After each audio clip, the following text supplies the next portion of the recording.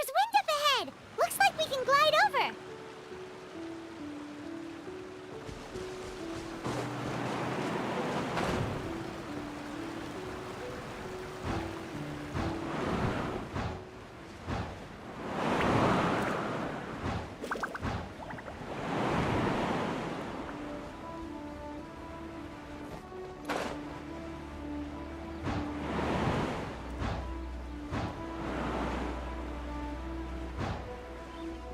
It's right there!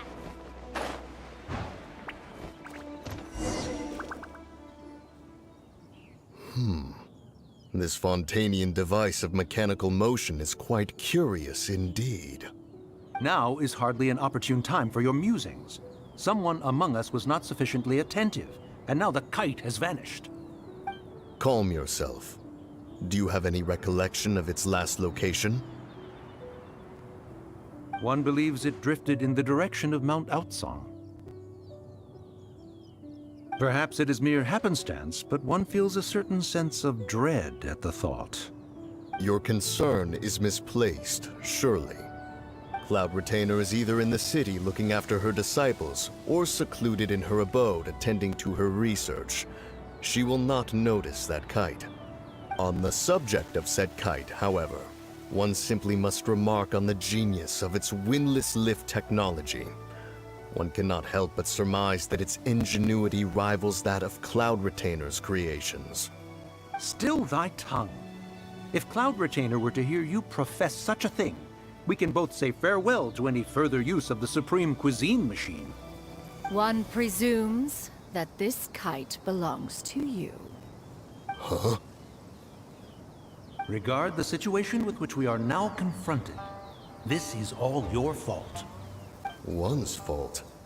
One seems to recall that releasing the kite was no solitary endeavor. Say something, Mountain Shaper. Surely you can think of something to appease her. Further explanation shall only fan the flames of her wrath. It would be better to stay silent and retire at the earliest opportunity. We can hardly avoid her forever. That may suffice during Lantern Rite. But what about the Moon Chase Festival? Sooner or later, she will discover our true identity. Hello? Go retrieve the kite. Absolutely not. You retrieve it. That is not our kite. Oh, so an adeptus such as oneself is mistaken then? Ah, you're an Adeptus? Please forgive us for any impropriety. I truly possess no inkling of who could have released a kite into your esteemed domain. Pray, who could be responsible for such wanton behavior? Verily, verily, we were but delighting in the surrounding scenery. This locale is home to such exquisite... mint! Well, and if that's all, then we'll just be on our way. We finally caught up. You sure do fly fast in your illuminated bird form, Xingqiu. Mooncarver? Mountain Shaper? What are you doing here? You!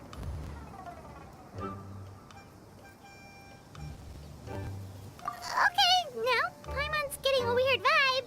Did she say something wrong? It is of no consequence. Long has one seen through their disguises. One was simply curious as to how long they would keep up the act. Then you are not angry? How could one feel anger at the sight of two old friends enjoying themselves? One is also well aware of how enticing these city novelties can be. We were simply consumed by a fit of festive spirit. Seldom do we get the opportunity to partake in the delights of the times. However, we are far from being as adept as you in matters that require a deftness of hand. No worthy kite could be born of our own making. Thus, we could only take the convenient route, so to speak. Your prowess in mechanics is unparalleled, Cloud Retainer. You wield the wind and waves themselves. Your singular talent stands unmatched across the land. Of this, we are well aware. One has guests to attend to. We will have to convene again some other time. Traveler, Paimon, do try to keep up. We're leaving already? All this flying from place to place is wearing Paimon out.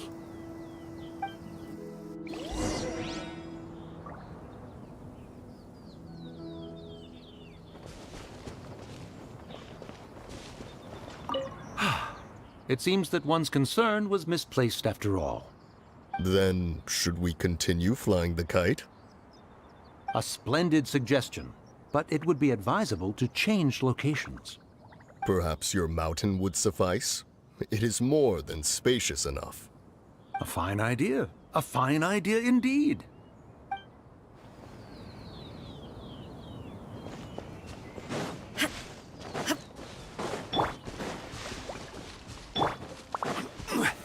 Gather!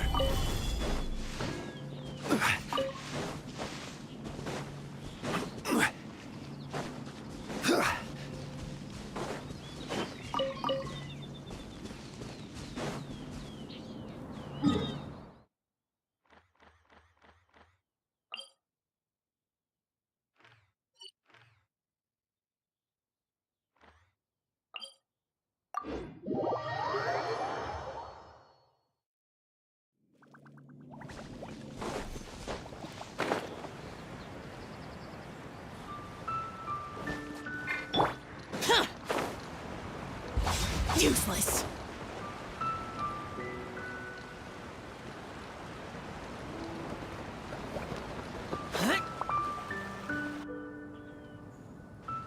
They're back.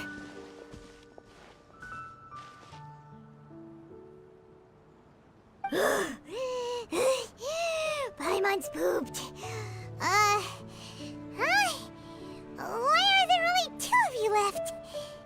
After you left, Yao Yao and Shuyu tired themselves out playing with their kites. Gaming offered to escort them home. Before he left, he said something that I don't quite understand. Oh? What did he say? He said, a kite is always tied down no matter how far it flies or how high it soars. Its tether prevents it from ever truly flying free. He looked quite dejected as he said this. Now that you mention it, Gaming did seem to have a rather strange attitude towards kites.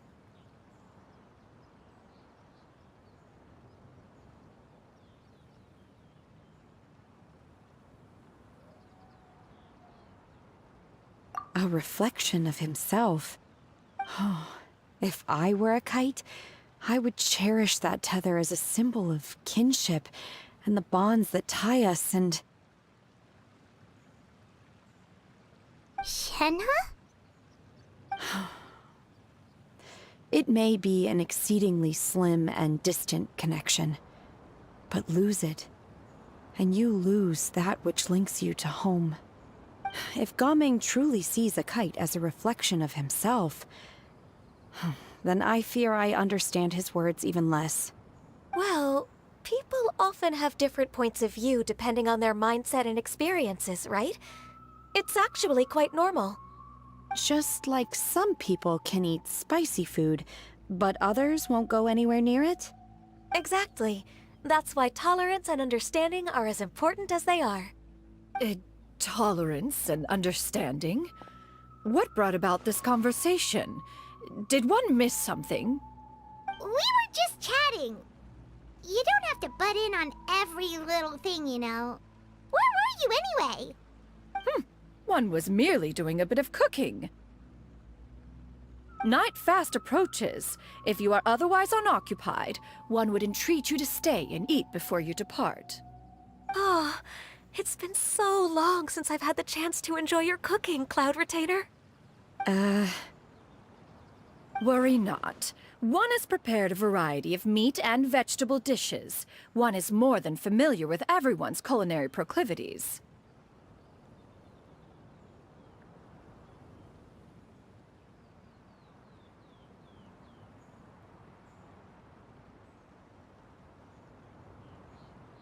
Shenhe, Ganyu, come with me.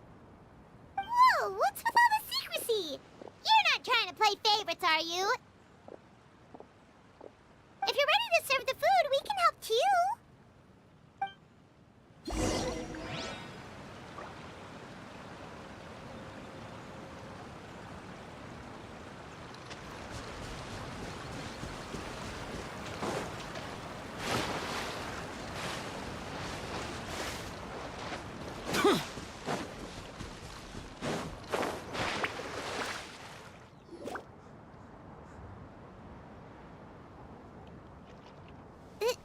This is...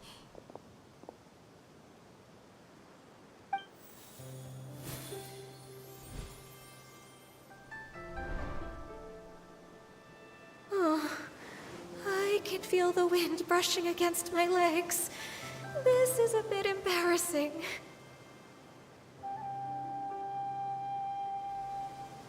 Is the headpiece secure? I should have asked Cloud Retainer to check before I stepped outside.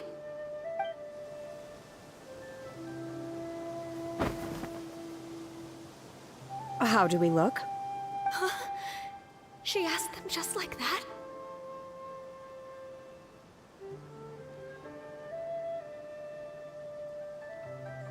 You look pretty too, Ganyu! Oh, how should Paimon put it? You both look so elegant and refined! Those outfits really suit you both! Given that one employed the services of the best tailor in all of Liyue, one would expect nothing less. What colors have you been partial to lately, Shenhe and Ganyu? Lately? Why is Cloud Retainer suddenly asking about what colors we like? I like black. One is gratified to see one's disciple has inherited one's own tastes. The color black doesn't get dirty easily. A virtue I've come to value recently. And you, Ganyu? I favor blue and black. And the material is sufficiently comfortable, yes? Yes, very. I simply cannot thank you enough, Cloud Retainer. For this gift. And the kite, too. Thank you, Master. One is content, as long as you are pleased with the gift. One hopes these garments will see much use.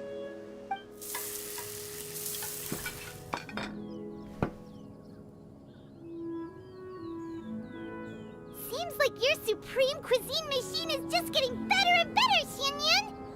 This golden crab's particularly good. The shell's deliciously crunchy, and the meat inside is so succulent and sweet! Paimon can't stop eating. It's a good thing Gaming isn't here, or Paimon would have to duel him for the food. You know, with chopsticks.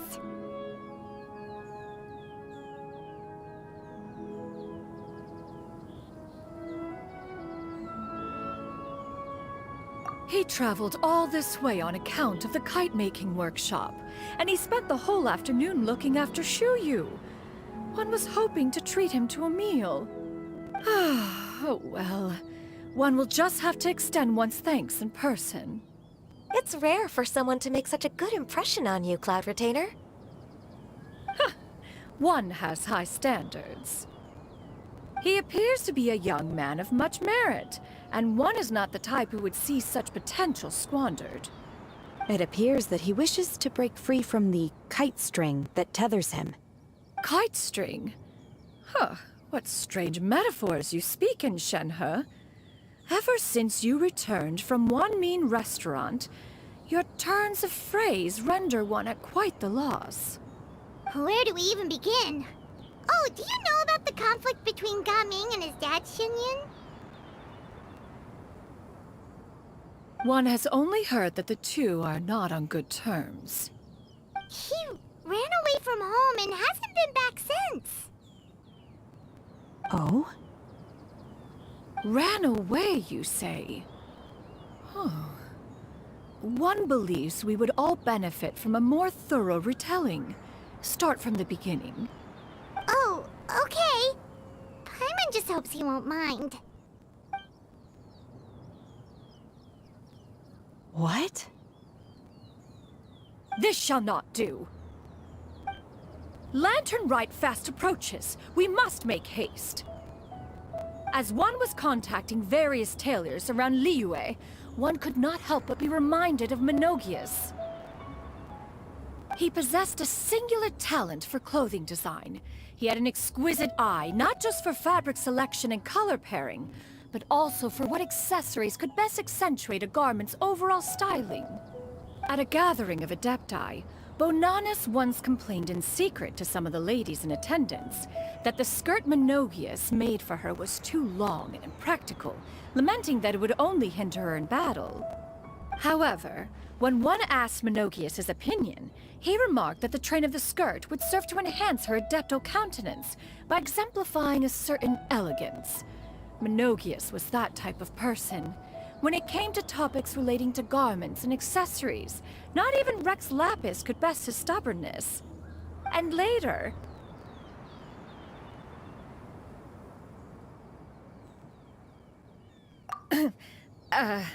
one seems to have strayed off topic.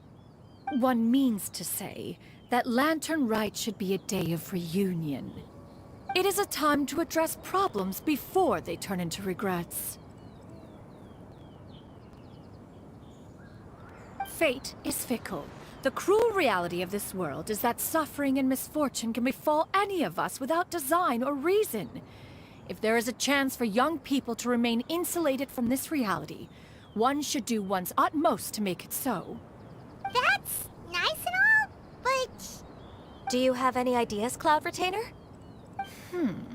Perhaps adeptal arts could be of use. No.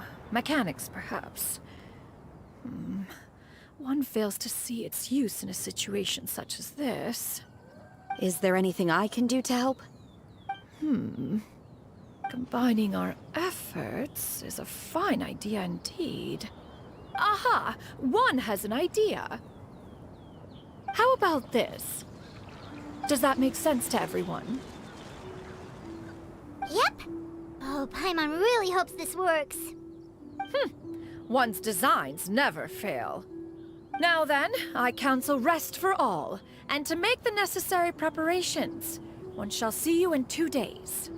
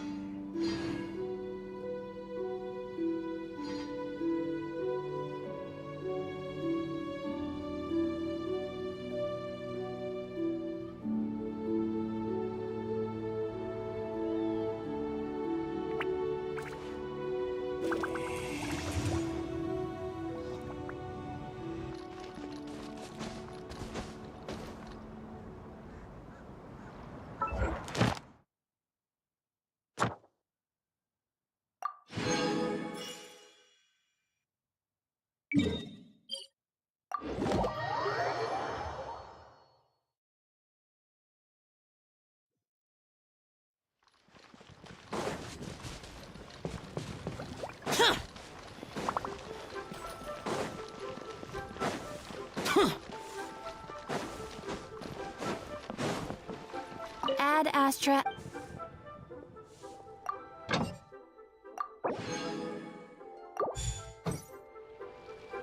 Ad Astra. Thank you for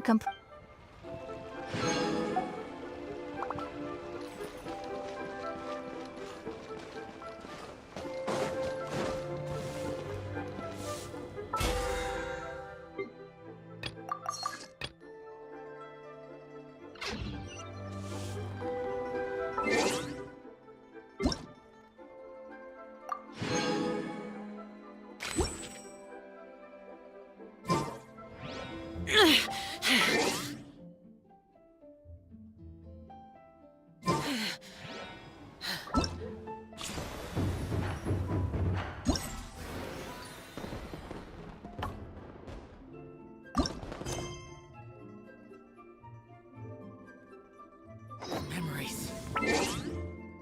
Go dark.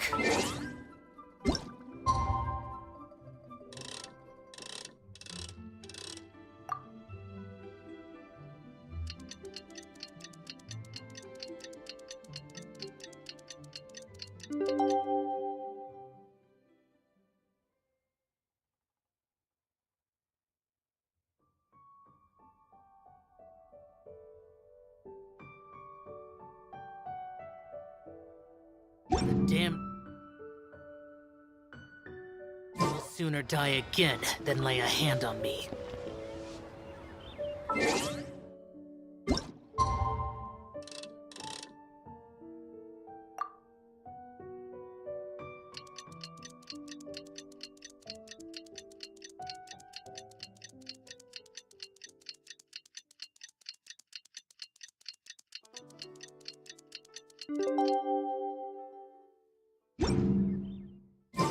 It's time to carry out the plan! Let's go find Gaming! Hope everything goes well.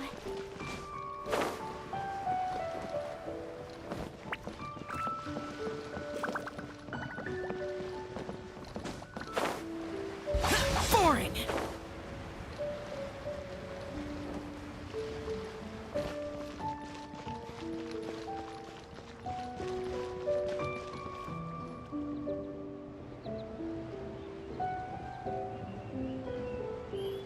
Hi, Gaming! Paimon sees you've certainly gotten an early start this morning. Playing games already, are we? Who won this time? You the one buying dim sum again? Hey, when you put it like that, it makes it sound like I'm always the one losing. Ah, perfect, you're all here. There's an important commission I need your help with. Alright, I've got the time. Where are the goods? Well, it's not just goods this time. I need you to escort a tea merchant and their wares from Chaoying Village to Liyue Harbor. A very important client has requested to meet with him. Sure. What's this merchant's address? Well, here. If the client's that important, then this must be a very crucial, very pressing commission, right?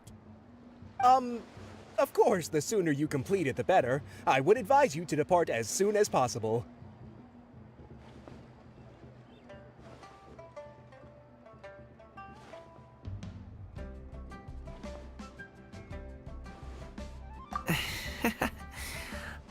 Alright, don't work too hard now, Longzhou. We'll set off then.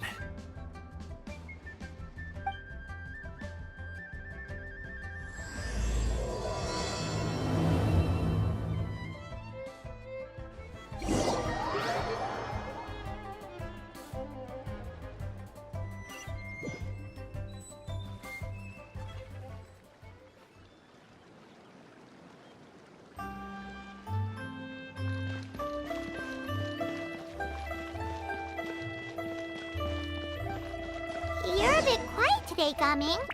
Oh, do you want Paimon to tell a story? We're almost there. I'll take a rain check on that.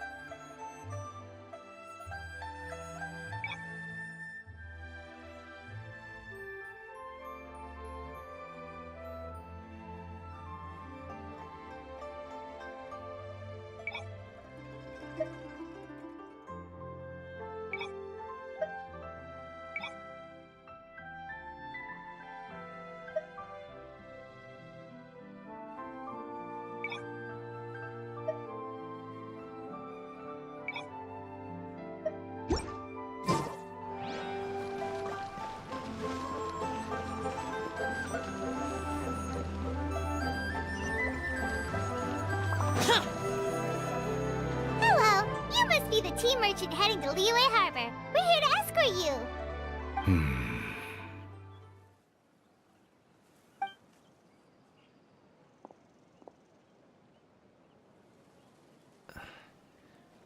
Dad? Oh, so you're Gaming's father. It's nice to meet you.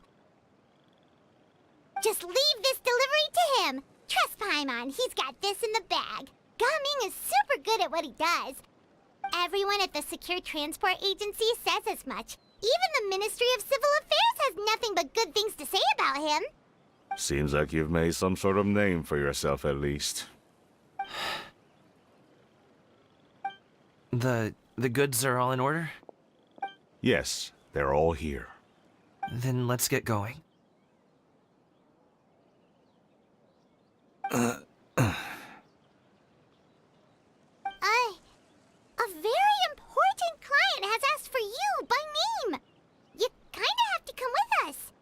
Paimon doesn't know how we would explain ourselves if you just didn't show up. Plus, you'd be missing out on a huge money-making opportunity. I see. I suppose I will have to trouble you all to escort me, then. Let's go.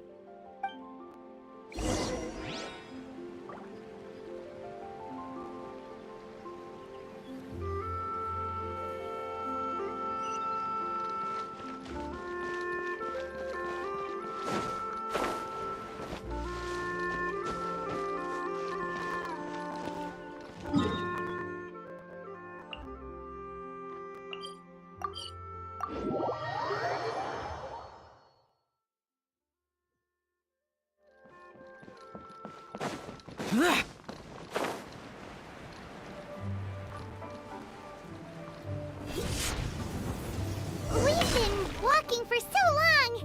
Is anyone tired? How about we stop and rest for a bit? I'm fine. Gaming, don't you usually have some delicious snacks on you? Come on, bring them out so we can share them. I'm fine. Thank you. But the winter melon cake he gave us last time was so delicious.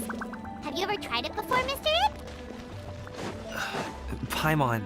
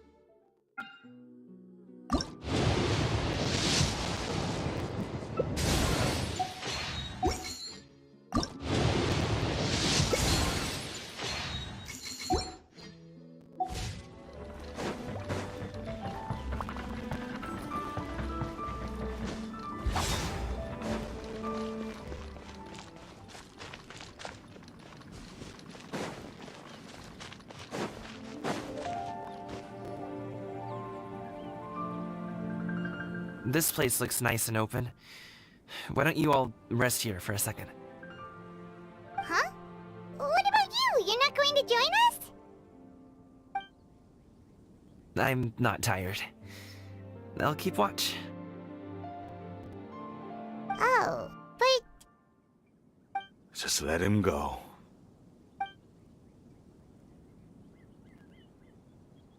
Okay, we'll just share amongst ourselves then.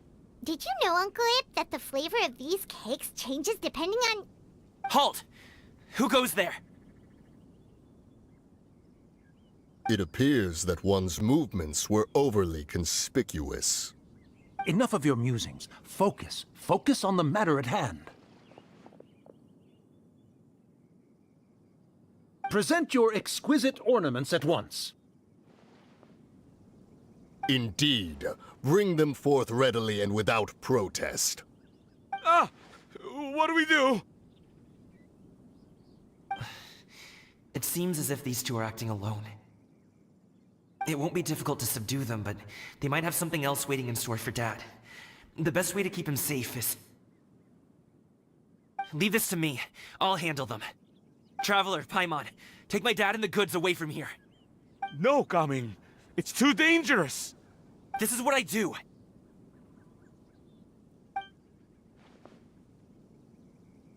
A thorny foe indeed. Let us depart and seek a target softer in blows and disposition. Don't think I'm gonna let you off so easily. Away! Let us away! Coming! Don't worry, he's a great fighter. Paimon's even seen him take down a dozen or so treasure hoarders all by himself. But Coming, If he had just stayed by my side and learned the family trade, he wouldn't have to put himself in such dangerous situations. We just have to trust him. Let's go on ahead. We'd best get away from here, in case there are other bandits in the area waiting in ambush. All is going to plan.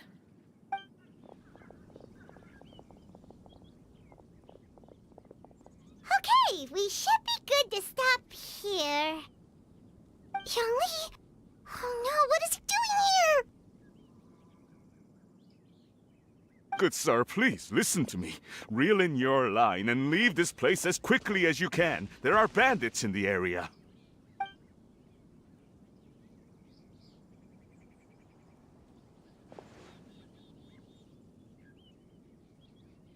Bandits? Acting in broad daylight?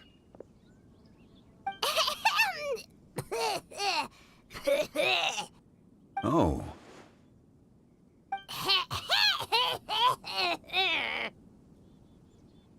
Ah, I see.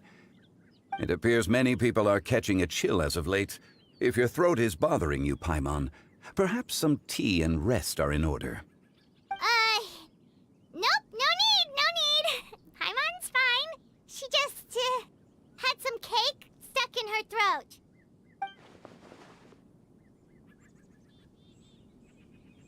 If there are indeed bandits in the area, then we should inform the Millelith at once.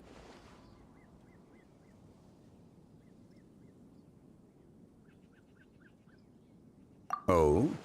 Well, if that's the case, such matters are best left to those with the necessary expertise, wouldn't you agree? I suppose you're right. If ordinary people like us got involved, we would only cause more trouble. Since we find ourselves otherwise unoccupied in this beautiful area, why don't we find a quiet place to relax while we wait for good news? That would be lovely.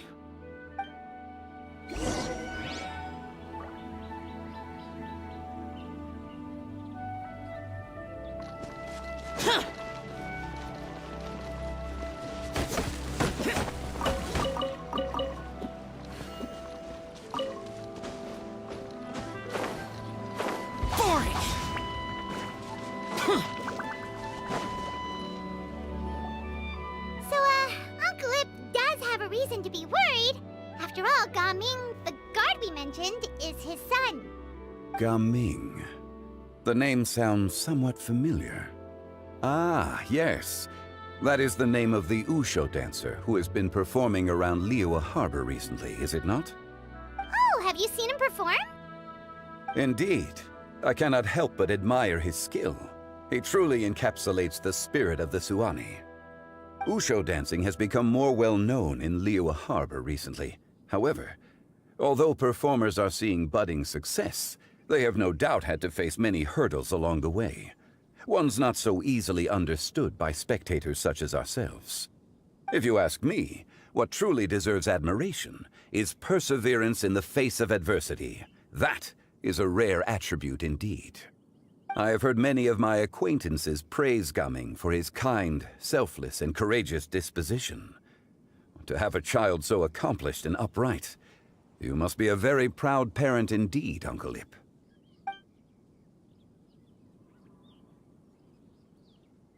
Seems like Xiangli has decided to skip the formalities. Well, he's a hard worker, yes. You should be sure to tell him you think that when he gets back.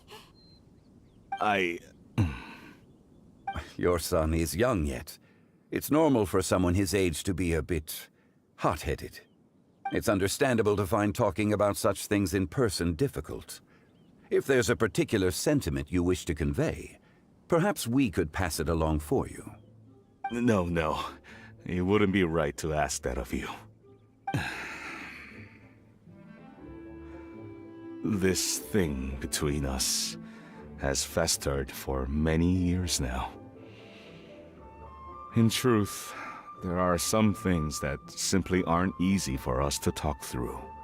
I've been in the tea business for most of my life, and I always hoped my child would do the same. Otherwise, how would he support himself? Over the past few years, I heard how well he was doing for himself as a guard. How his work was taking him to farther and farther off places. I also heard that he never gave up on wushou dancing. It made me happy. But I was also worried. When you're young, you can handle all that physically taxing work and manual labor. What young person isn't capable of making a living that way? My concern is what happens when you get old. Every time I get to thinking like that, I cannot help but be reinforced in the belief that I was right. That I was right not to give in. I often regret introducing him to wushou dancing as a kid.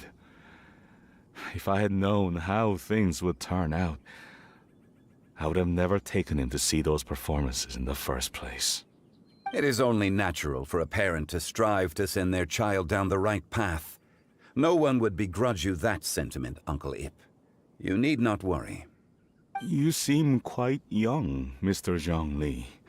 Yet you speak with such wisdom. Perhaps I have misjudged your age. Your words are too kind.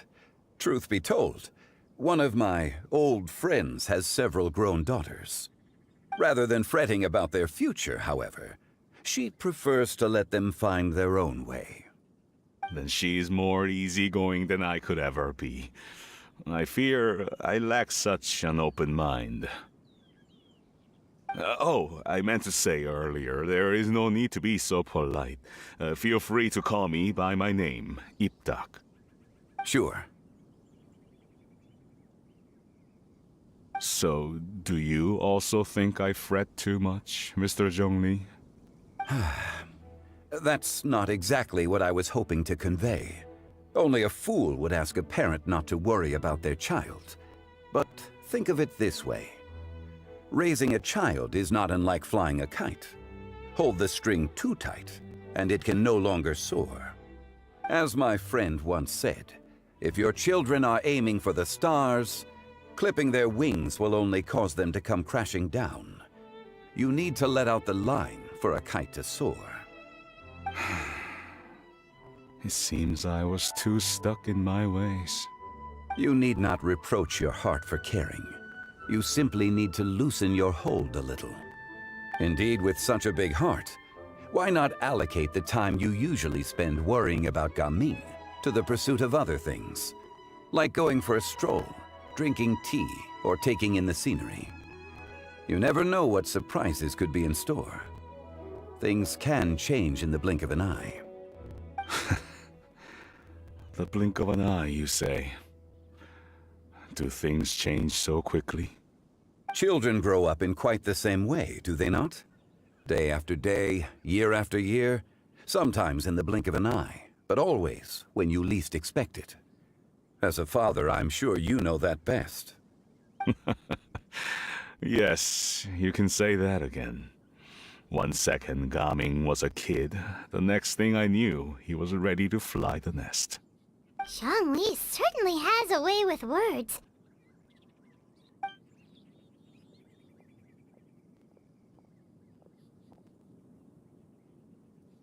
Oh, Gaming is back! Hey, Gaming, we're over here! Dad, Traveler, Paimon.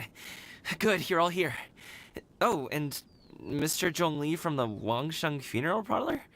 You're here too? A fated meeting indeed. We were just enjoying some pleasant conversation.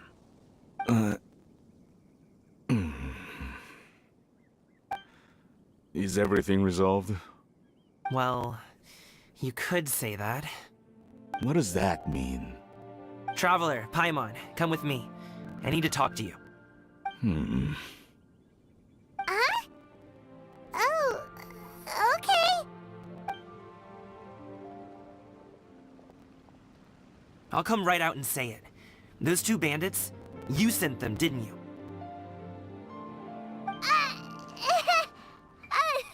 So that's how we're starting off? Can't look me in the eye, huh? Guess I'm right then. Okay, but how did you know? At first, their mannerisms seemed a bit stilted. But once I got close, it was obvious that they possessed great skills. I was right on their tail, and it should have taken only a few steps to catch up to them, yet somehow, I was never able to close that distance. People with that level of skill would have gone about things differently from the start, like sneaking up on us while we were distracted. Unless, of course, their real motive was to lure me away from the group all along. Wow, you're pretty quick on the uptake. I just have a lot of experience. I've dealt with many a ruthless bandit in my time, but I've never seen ones like them. In the end, I told them they would make good guards if they ever wanted to get back on the straight and narrow, and that they could hang out with me in Liyue Harbor anytime. You ever consider you might be a little too good at making friends? I'm guessing you guys were trying to help resolve things between my dad and me?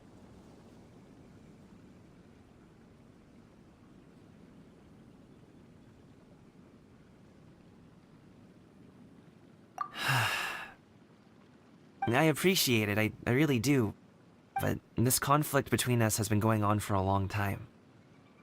Even if those two were real bandits, and I was able to subdue them and show them what I was capable of, it wouldn't change anything. You've seen the way he talks to me. It's not like that at all! Your dad really cares about you. You should see the way he talks about you when you're not around. Zhongli was talking things through with him, and he nearly agreed to let it go. You don't believe us? He won't let it go. He can say as much as he wants to other people, but he won't talk to me. I'm certain of it.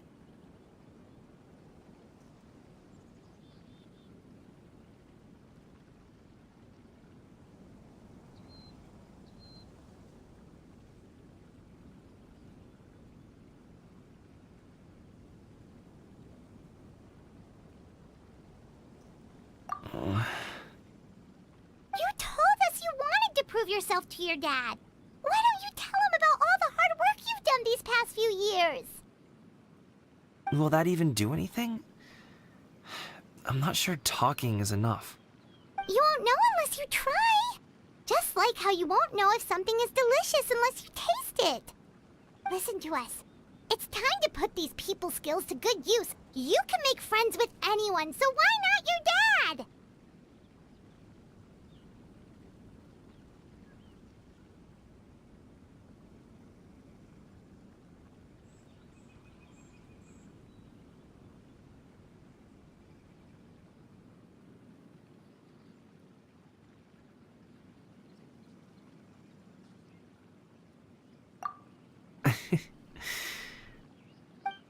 I'll do my best. You are very knowledgeable, Mr. Zhongli. I'm impressed. Despite my being in the tea industry for several decades, it seems I still have much to learn about the art of tea tasting. You flatter me. It was nothing but a few humble musings. How much tea have you drank since we've been gone?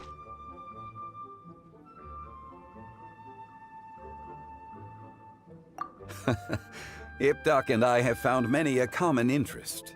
Our friendship, much like a cup of tea, seems to grow stronger the longer it has to steep.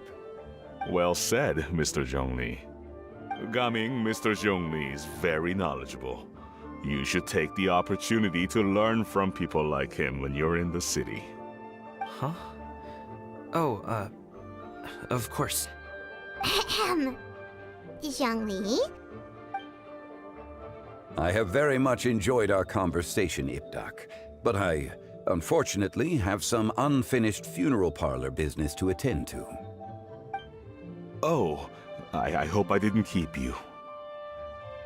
My apologies for taking up so much of your time, Mr. Zhongli. No need to stay on my account. When you're less busy, let's find a time to meet. I'll treat you to dim sum. It would be an honor. We'll see you off, Zhongli. You two have a nice chat, all right?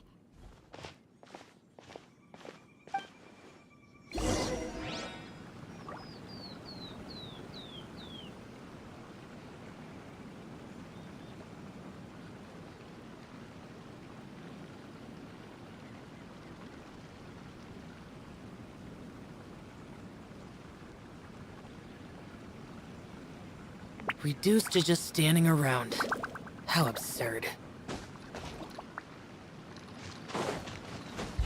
Useless.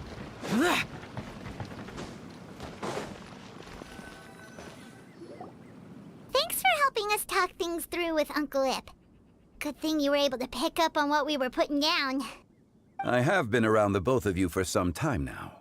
You could say I have a certain level of expertise in that regard. As for my role in the conversation, think nothing of it. I hardly did anything noteworthy. You never change, do you? Why did you have us walk all this way? Paimon thought we just had to go far enough to be out of earshot. A friend approaches. Hello. So, you're here too? I've been here the whole time.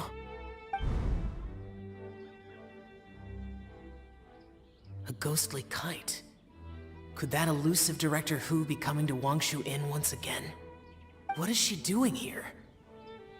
I suppose it matters not. Given her relationship with Rex, well, Zhongli, I might as well go pay my respects.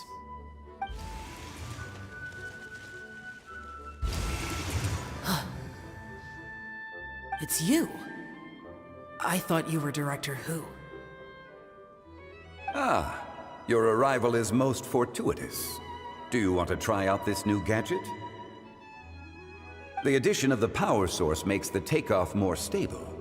It's just that... He seems quite immersed in the study of this device.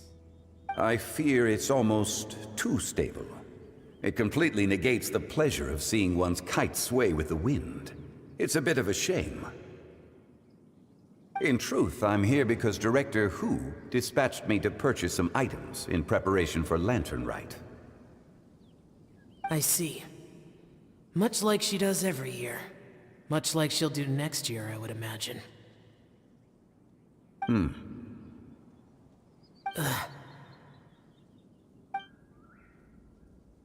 Am I wrong? Or has she once again sent you out to buy, what is it, sesame oil or something? While we're on the subject, I do wonder why she is so obsessed with using sesame oil in the preparation of mixed vegetable dishes for Lantern Rite. A recommendation from Xiangling, perhaps. What do you think, Xiao? I've only met Director Hu a few times. I'm hardly the best person to ask. Ah, and is that not a sign that you should visit Wangsheng Funeral Parlor more often? It wouldn't hurt to grace the parlor with your presence now and again, when you are otherwise unoccupied. This one here is a traditional kite, one without any equipped mechanical device. Director Hu tasked me with studying the differences between the two to determine which one is of greater merit. Many hands make light work. Perhaps you could test out the other kite for me? All right. I have made my comparisons. If speed is what you're after, the mechanical kite is the better choice. Wonderful. I shall pass that information along to Director Hu. I'll leave these two kites with you. Perhaps you can find a few friends with which to partake in the activity. You might find it to be an enjoyable use of your time. Oh, wait. Who enjoys kite flying? Well, I would imagine someone of your talent and wisdom is more than capable of finding out. So, you were testing out the kites for Hu Tao and even roped Xiao into doing it for you? Paimon didn't ask earlier because the situation was awkward. I would hardly say I roped Xiao into anything. I simply sought the help of a friend. Besides, we did the testing together. Seems like our pool of competitors is growing.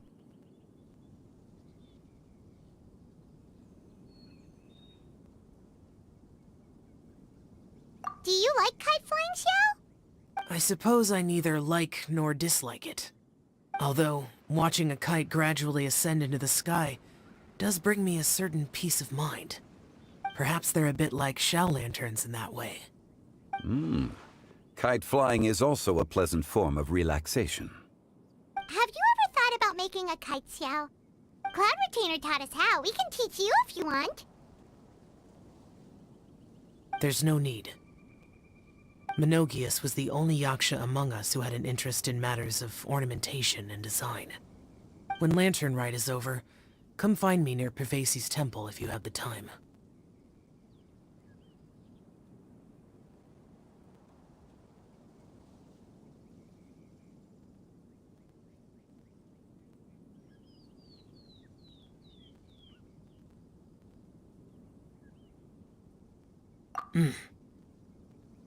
It's getting late.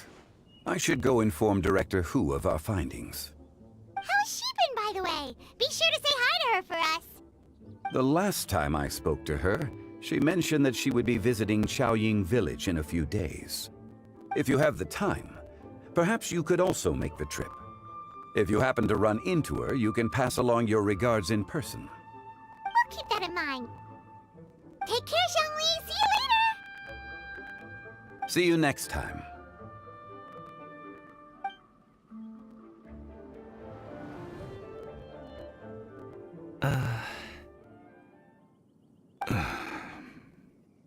Coming. You can go first. I don't have anything to say. Then I'll go. I still don't want to leave Liyue Harbor. Oh. I can't say I support that decision, but... Hey, let me finish before you get all worked up. Sit, Shenhe, sit. You must be tired from your journey. Shall I pour you a cup of tea, or would you prefer something else to drink? No need. I'm not tired. They're gone, Master. Perfect. The time is nigh for us to make an appearance. Do you remember the plan when recounted to you? Yes, Master. We aim to give them a demonstration of familial love. So I'll have whatever you are having. All right. What are Auntie Xianyun and Shenhe doing here? Just how many people are involved in this scheme? I suppose all I can do is just take a seat and see what happens. Perfect. I just so happen to have bought some Sunglow tea recently. It's quite the delectable variety.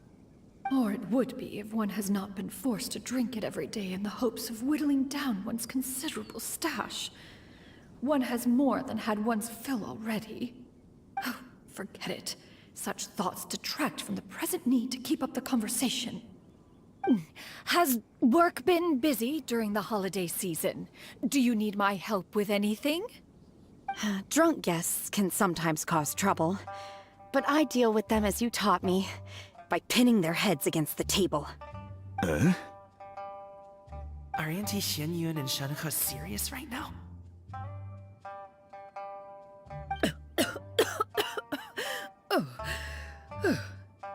Oh dear.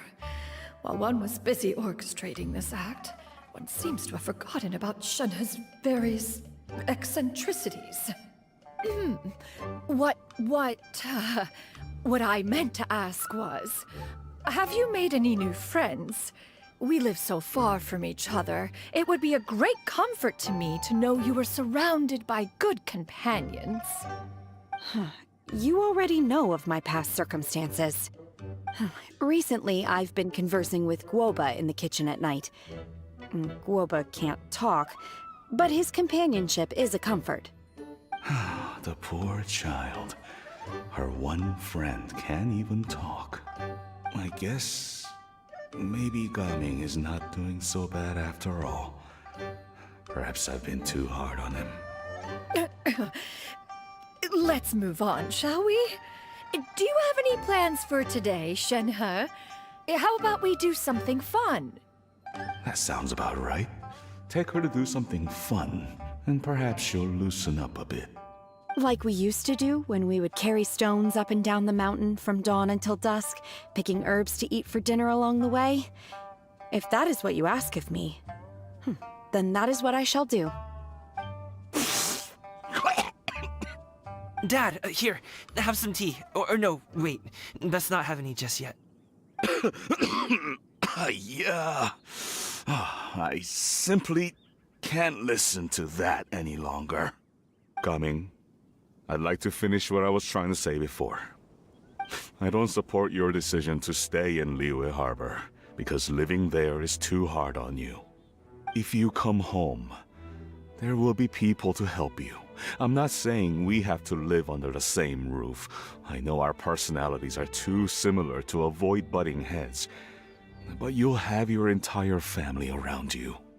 Your aunts, uncles, they'll all do whatever they can to help. You could get a less taxing job, and we could grab dim sum together from time to time. Huh. I didn't know dim sum was such an important affair, Master. Shh. Just think about it, okay? You don't have to decide now. Dad really has changed a lot. He would never have said these things to me before. But thank you, Dad.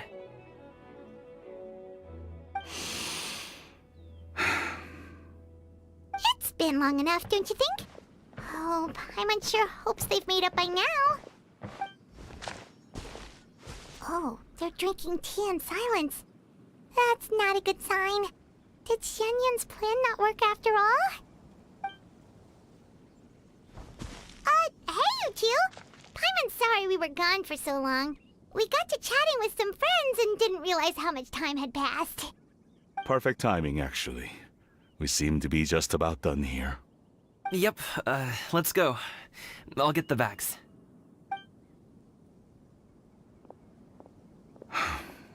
Gaming has grown a lot taller, hasn't he?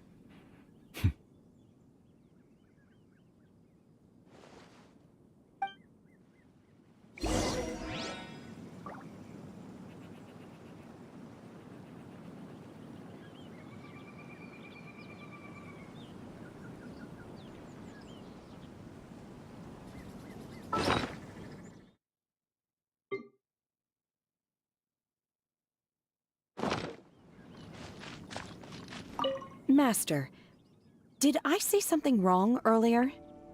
I tried to go along with your questions, but when I saw how you and that man reacted, I started to wonder.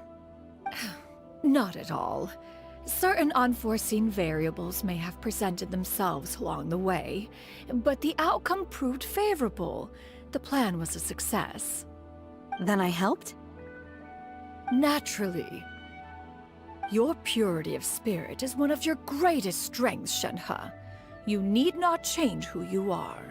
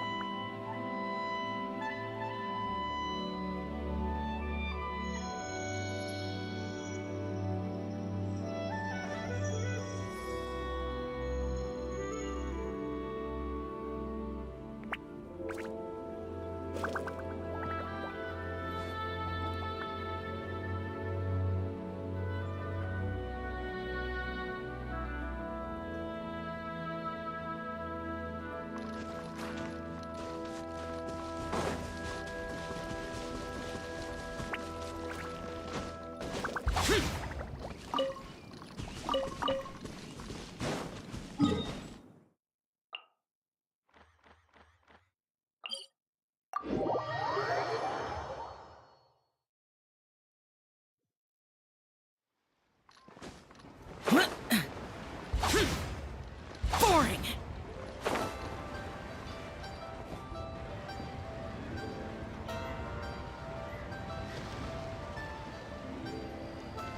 You must be Mr. Ip! Thank you for coming all this way. My name is Charlotte, and I'm a reporter from Fontaine. You can find me writing for the Steambird. I invited you here not just to purchase your fine tea, but also with the hope that you might be willing to sit down for a short interview. What do you say? An interview? To advertise my teas?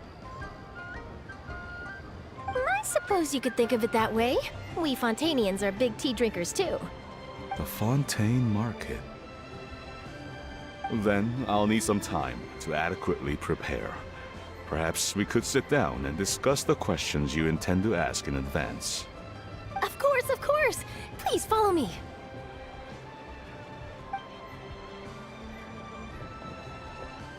Is this person also involved in your plan?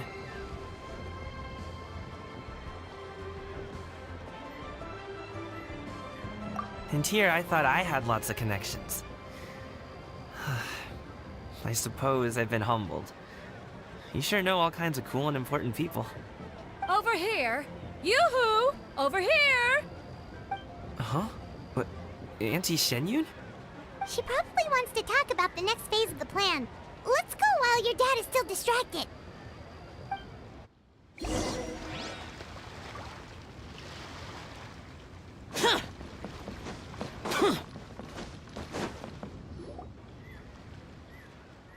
I take it that all is going well? Don't worry, Shenyun. Everything is going according to plan. I knew it. I knew that was all an act earlier. Auntie Shenyun is really something. She was so determined to help me. She didn't even care about making herself and Shankha appear foolish in front of my family. She truly knows how to look out for others. I still have a lot to learn. As for the next step... Oh no! What's wrong, Gamin? Don't tell me you're the ones footing the bill for all that tea. I can't let you do that. Fret not. Reimbursements will be made. Exactly. Think of it more as an investment, as Ningguang would say. We pooled together the Mora so that Charlotte could place the order. She's gonna bring it back to the Steambird as a gift, as well as a sample of the regional specialty. Fontainians will probably fall in love with your dad's tea as soon as they lay their eyes on Charlotte's article. And once all the money from the new orders begin to roll in, getting our Mora back will be a piece of cake. Oh, okay. Business-related matters always seem to go over my head, but I refuse to let you all lose more on my behalf. I'll pay you back right now.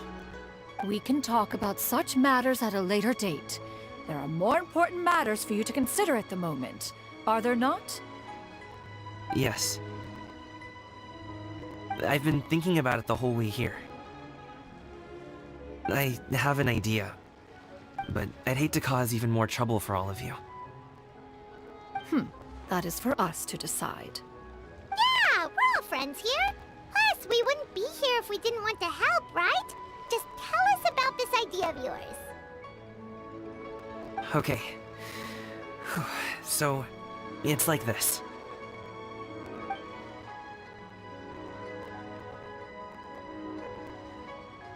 Got it. Just leave it to us.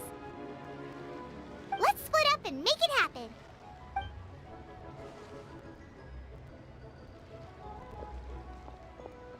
We need to do those things we talked about, but we also still have the kite flying competition.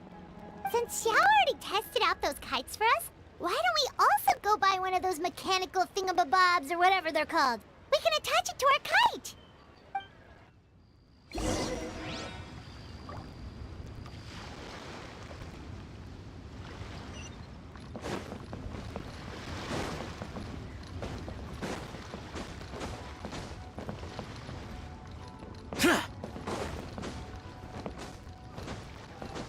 Useless.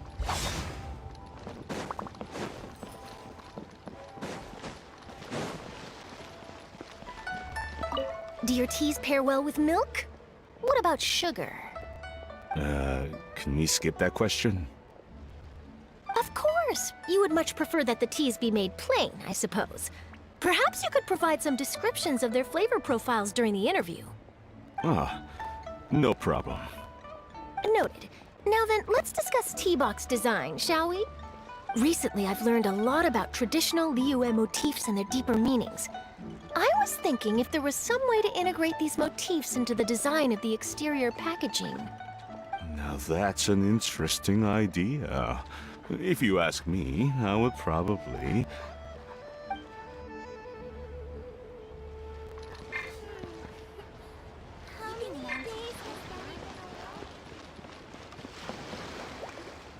Hello again! Welcome back! I see you returned from your trip. I really do have to thank you for all your help from before. Thanks to you, my daughter was able to build a kite with her grandmother that very same day. She even wrote a long letter telling me how much she loved it. Oh, you should really be thanking Gaming, not us! I'll be sure to. And are you here to buy a kite? Please, take your pick. Oh, we already have a kite. We wanted to buy one of those, device thingies from Fontaine. Do you sell them separately? Ah, yes. Here you go. Please, take it, free of charge. The directions are in the box. It's not hard to install at all. It doesn't feel right for us to just take it. Well, nor would it feel right for me to take your Mora. Good luck in the kite flying competition. I'll be rooting for you. All right then, thank you.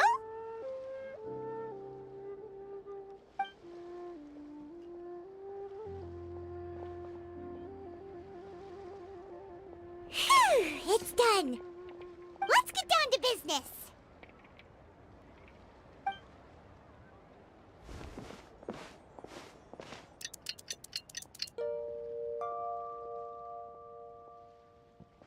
Looks like we finished everything we needed to do. Let's find a good place and put this thing into the sky.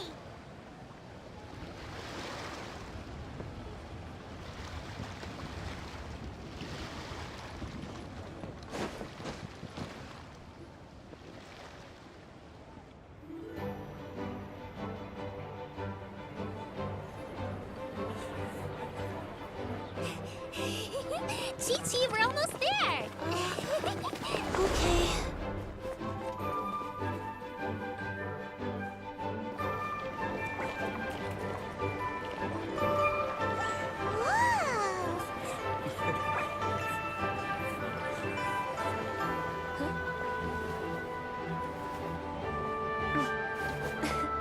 Come here, allow me.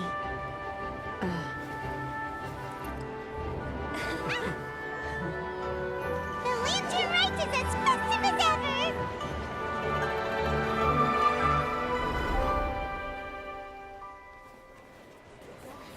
Huh? Oh, what's going on? Did something happen?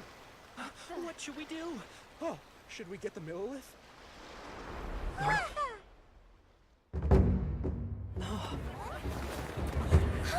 What's that?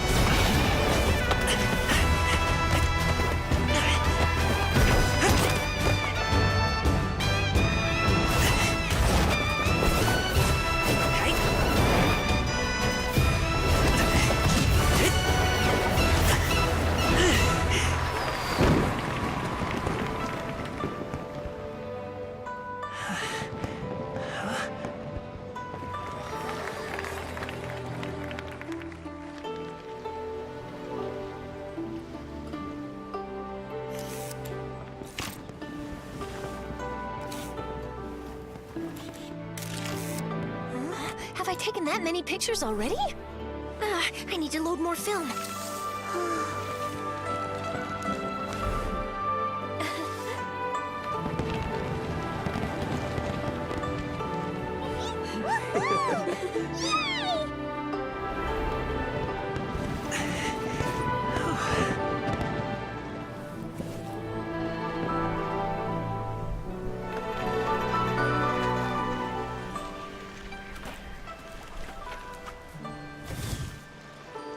Wait, the wind. Oh my gosh! Mommy, I want a big kite like that too! Do you see that kite way out in front? It's so beautiful!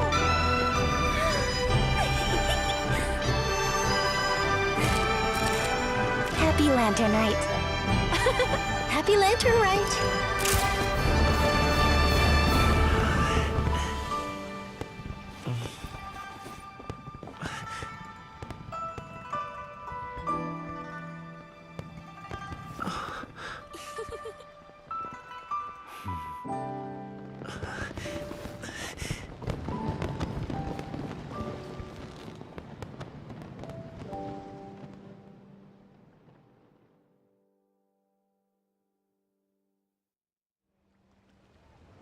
Gaming's performance was so cool, Paimon almost wanted to join in! You saw that, right, Traveler? Let's go find him! Oh! He's over there! Talking to his dad!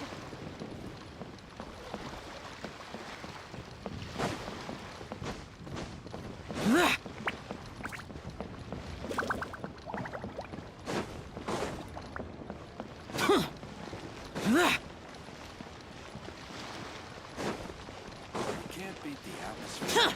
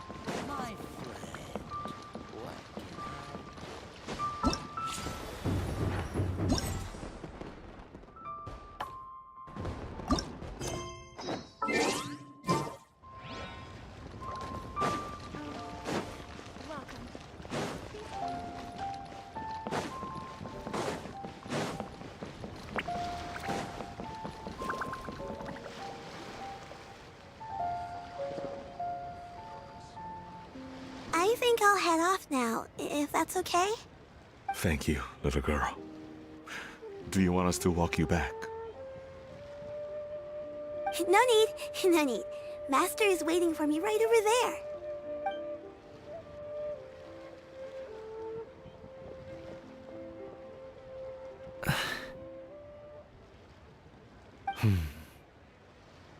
Son.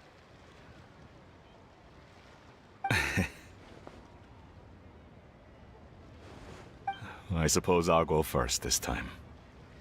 Okay. Your performance. I've seen many wushou dances in my time, but I've gotta admit, what you pulled off there was breathtaking. Wow. I never thought I'd live to hear you say that. You're serious about doing this professionally? Absolutely. I know it'll be difficult, but... Then it doesn't matter.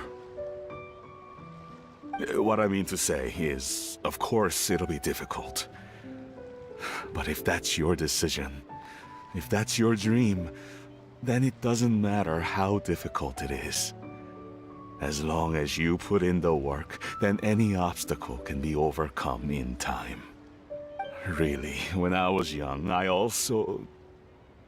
Actually, how about we save that story of my past for another time?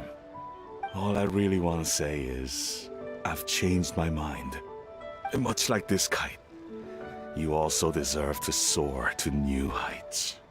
Dad. Son.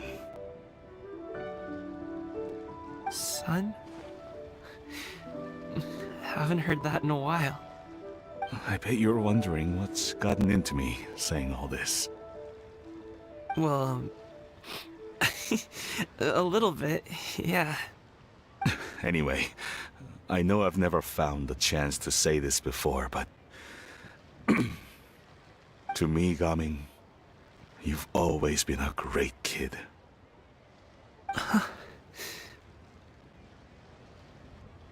Alright, that's everything I've got. Did you have something you wanted to say, or...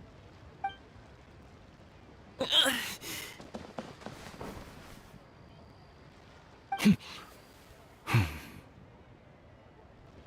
the two of them talk things through like this really gives Paimon a sense of accomplishment.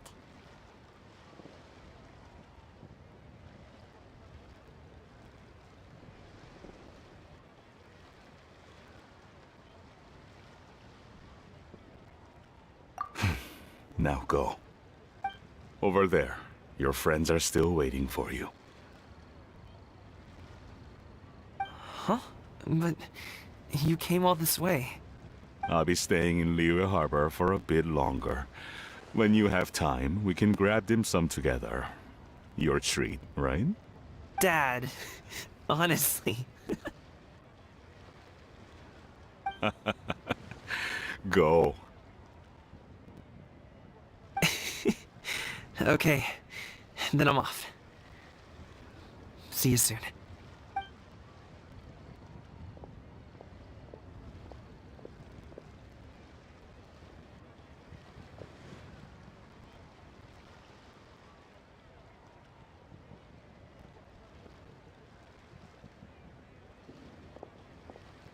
That's quite the smile you've got there, Gaming. Really? It's nothing to be embarrassed about.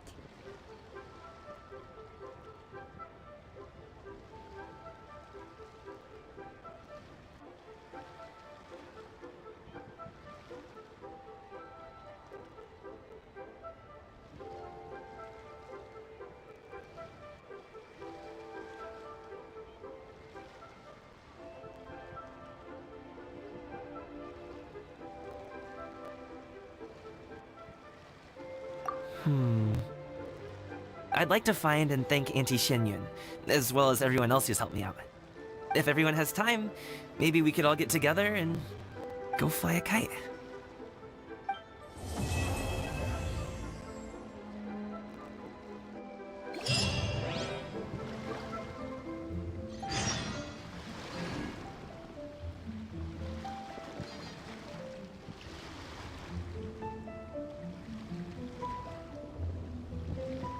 The damned will sooner die again than lay a hand on me.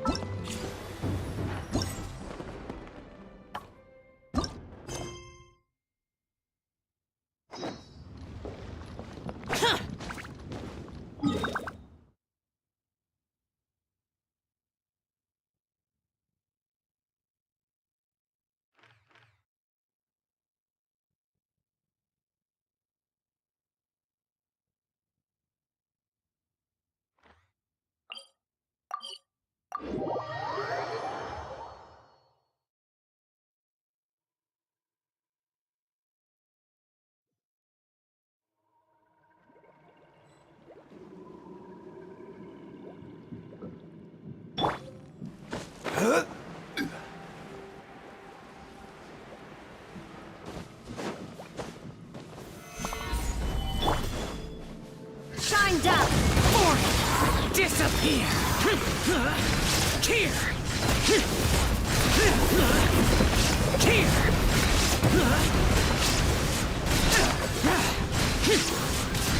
Worthless! Here!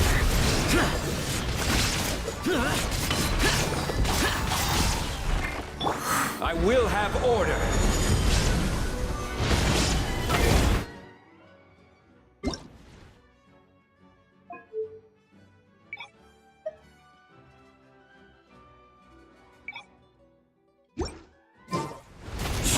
Illusion shattered!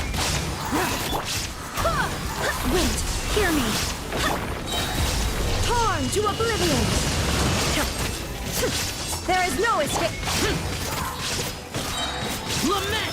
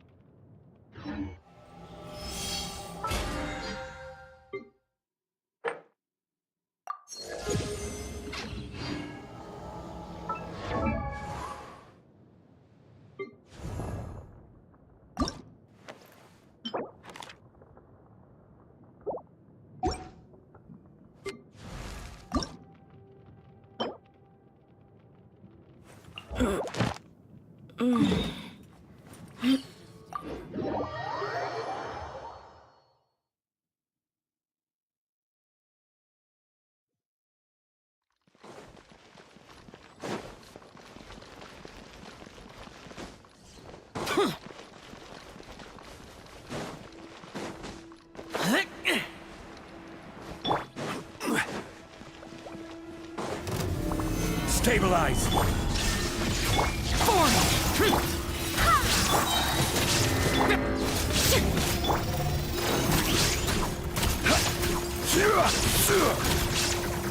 Solidify!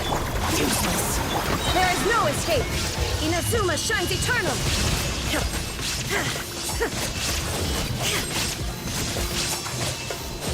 Order guide you! Stabilize! Boring! Barbados! Gaida! Illusion shattered! Now you shall perish! Evil conquering! Worthless! Here! Here!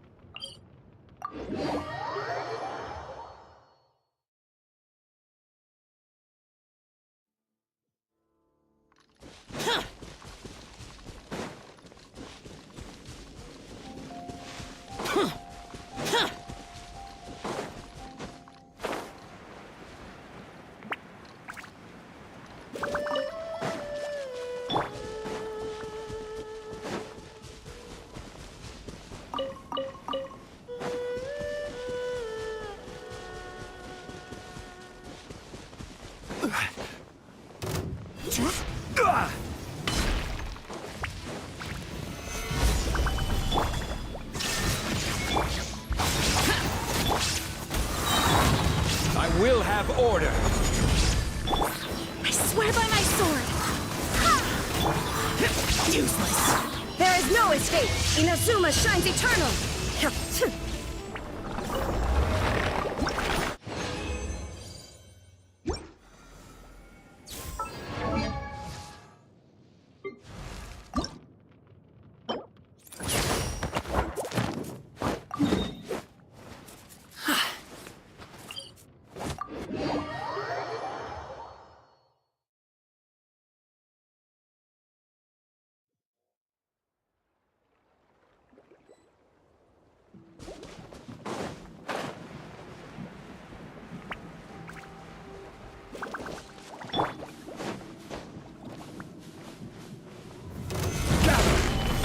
Shine down!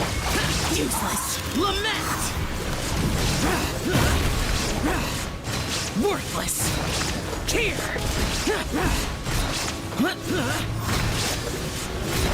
Here! Solidify! Purify! Illusion shattered! Barbados, guide us! Torn to oblivion!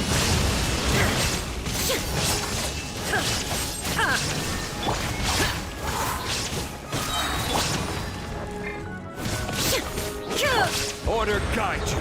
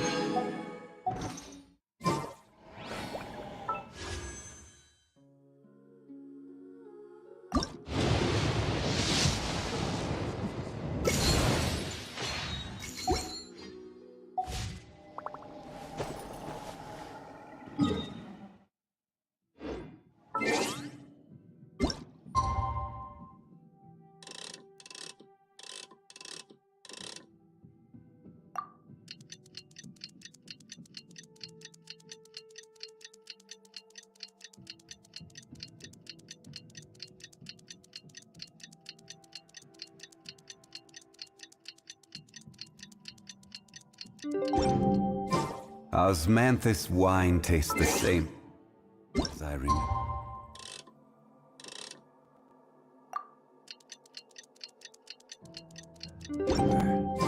Oh, Paimon almost forgot! Didn't Zhongli say Hu Tao was also planning on spending some time in Qiaoying Village? We didn't have anything else to do today, right? Why don't we go have a look around? Maybe we'll run into her.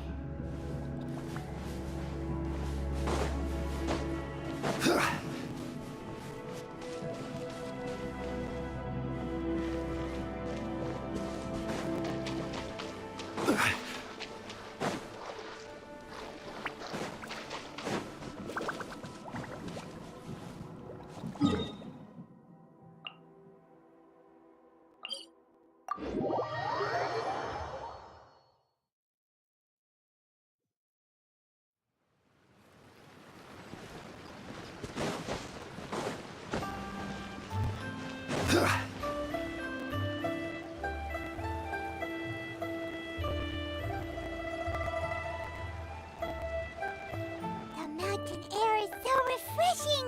It makes Paimon feel like she could float around all day and never get tired! Cream! Gummies! Fuel fruit! Huh? Did you hear that? Sunshine! Blue skies! Good vibes! Right? So Paimon wasn't just hearing things. That voice sounds really familiar. Well, we've got the time. Why don't we go check it out?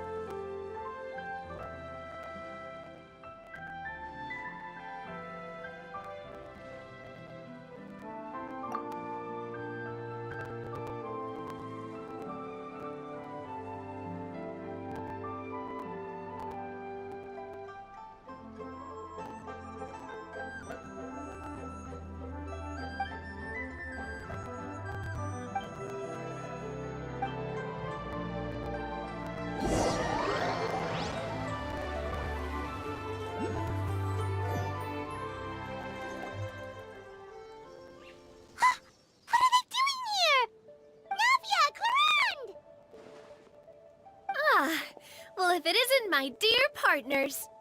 See, I told you that something good was going to happen during our travels today. I have to say, sometimes the Steambird's astrology column is spot on. It's just your lucky day. Are you guys also here to catch the festivities? Oh, and that reminds me, Happy Lantern Rite! Happy Lantern Rite.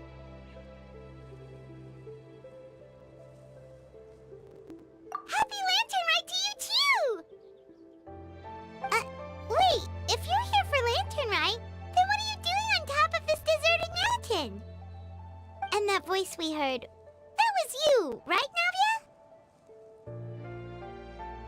Navia? Oh, impressive. You could tell it was me from that far away. You've got good ears. That or your voice is just really loud. Well, of course it is. After all, I'm a boss. Indeed. I suppose it's an asset. Sure is! Having a loud voice is a handy tool when it comes to communication. Wait. That wasn't even Paimon's point. Paimon just wants to know why you two were shouting from the top of this deserted mountain. There was something about almonds, maybe? And buell fruit? Ooh, is it some sort of secret code? No, it's not a code. The words are meaningless. Perhaps, but the act of shouting was very meaningful indeed. That's just what mountain climbers do, right? After all the hard work it takes to make it to the top, as you stand on the summit looking out at the vast scenery, it's not easy to resist the urge to release those emotions.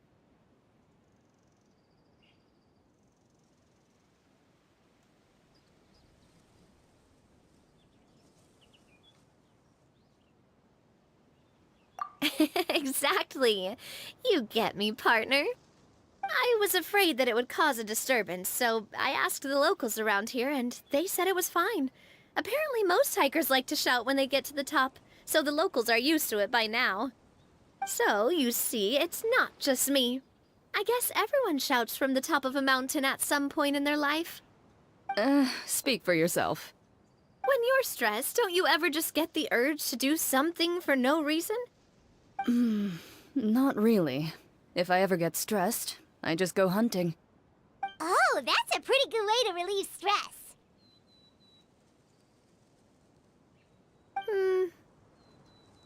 What I choose to hunt depends on my mood. Huh?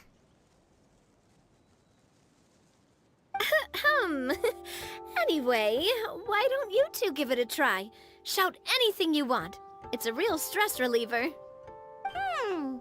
As long as Paimon has clothes on her back and food in her belly, Paimon doesn't think there's any stress that needs relieving.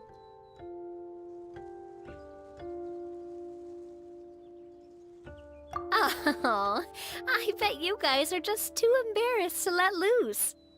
No need to be shy. Even Farina was shouting from the top of this mountain earlier.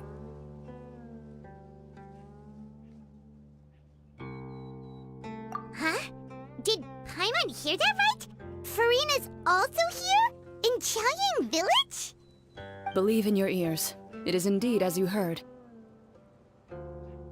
Actually, the reason we climbed this mountain in the first place was also because we heard the sound of shouting. Yes, we could just about make out someone yelling things like, "Help me!" and "What should I do?" So we hurried up here to check it out. And what do you know? Miss Farina was standing right there, all red in the face. She practically sprinted back down the mountain the minute she saw us. Ah, that reminds me. I believe what she actually said was, "So help me, I will figure out what I should do about this script." So, you could actually hear what she was saying? Why didn't you say so earlier? I thought someone was really in trouble. I figured we would come check out the situation either way. Why not let her keep some privacy? Oh, seems like you caught Farina in the middle of some stress relief as well. She probably would have never thought... No, she definitely would have never thought she would run into anyone she knew all the way out here.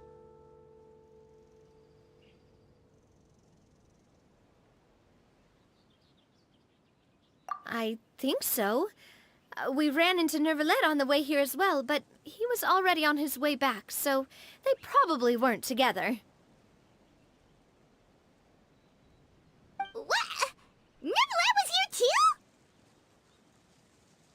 What was he doing here? It couldn't have been for vacation. I think it just might have been, actually. But apparently he only stayed for half a day before heading back. He's a very busy man.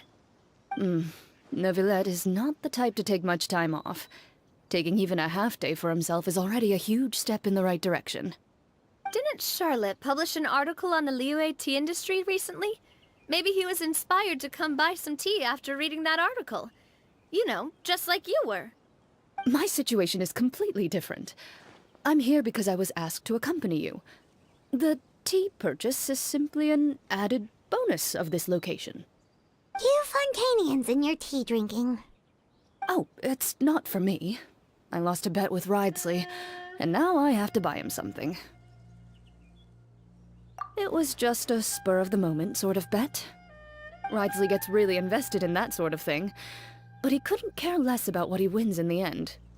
You could give him mint plants that you plucked from the side of the road, and he wouldn't even mind. If only he was that easygoing when it came to talking business. In any case, I'm pretty sure the tea you bought is this region's specialty. What is it called again? Nervalette even mentioned it earlier.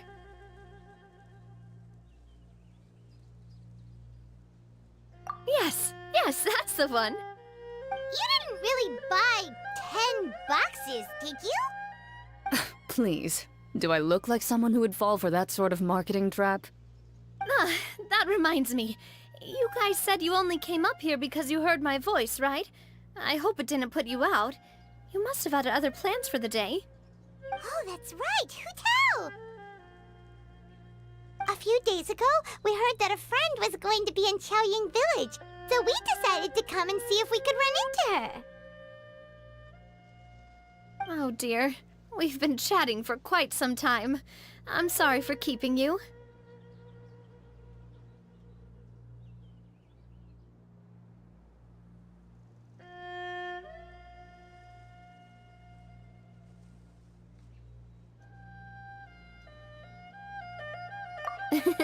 That's good.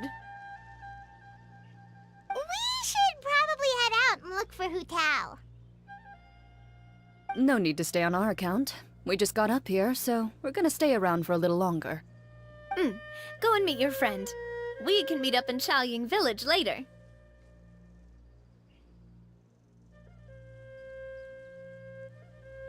Sounds good. We're gonna head down the mountain then. See you later!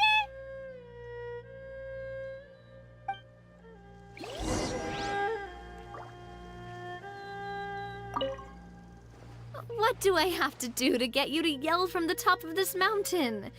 Name your price. You really want to hear it that bad, huh? I'm just curious is all. I have a feeling you'll say something amazing. I will pass. I prefer to let actions speak louder than words.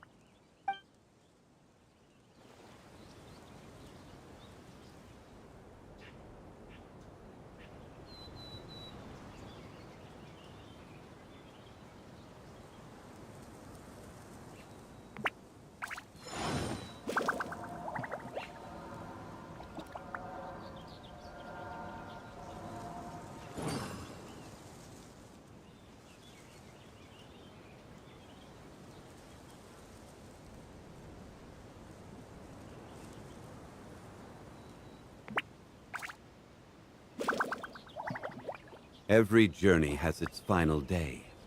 Don't rush.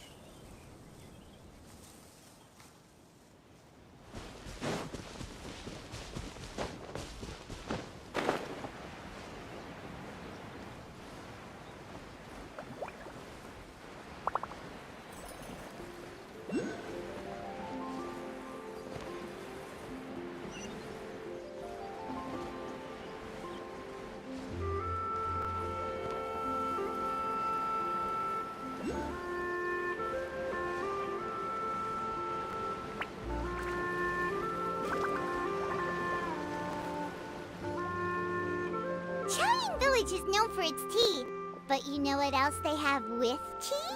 That's right, dim sum! Didn't Gaming say something about dim sum being eaten in the morning? Oh, Paimon wonders if we can still get some at this time of day. Oh, well that's fine too. Paimon doesn't care what kind of tea it is as long as it comes with some tasty snacks. Now, let's see what kind of yummy things we can find around here. Paimon's not seeing things, is she? Is that Farina standing between Zhongli and Hu Tao?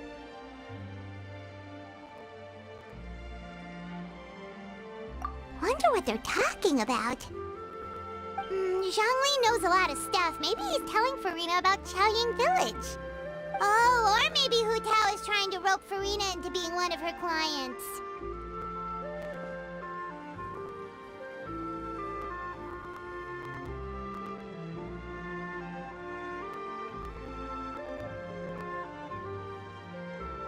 Hey, this isn't the Fortress of Meropide.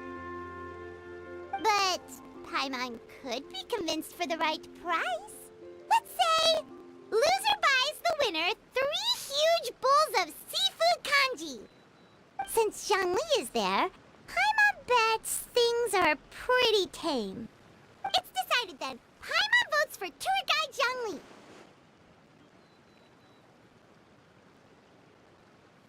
All right, no time to waste. Let's go see who's right.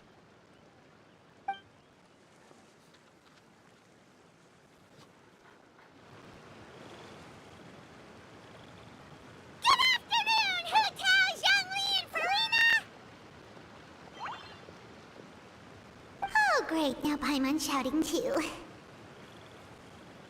Oh, well, aren't you a sight for sore eyes? Seems like our luck just keeps on growing. That we were able to meet you both without prior arrangement must mean that this is quite the serendipitous meeting indeed. Huh? Oh, so both of you are acquainted with the Traveler and Paimon then?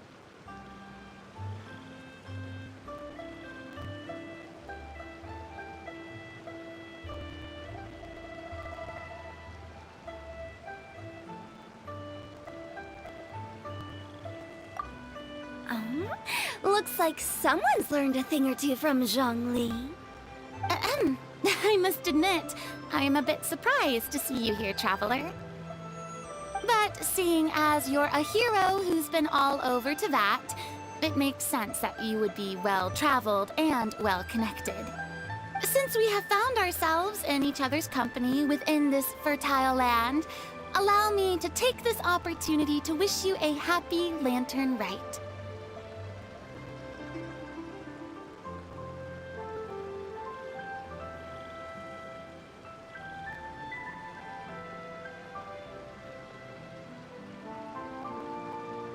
It appears you have been to Fontaine, then. Given your proclivity to spread good deeds wherever you go, it's no surprise that you would make the acquaintance of a celebrity as illustrious and celebrated as Miss Farina. That's quite high praise. What I mean to say is, you flatter me, Mr. Zhongli. Although I've built up a certain following within Fontaine, it is no reflection of strength or wisdom. I stand before you right now as nothing more than an ordinary traveler in search of beautiful scenery and creative inspiration. There is definitely more to Mr. Zhongli than meets the eye. I could tell as much from our conversation earlier. Given his breadth of knowledge on both academic and worldly matters, there's no way he hasn't heard about what happened in Fontaine.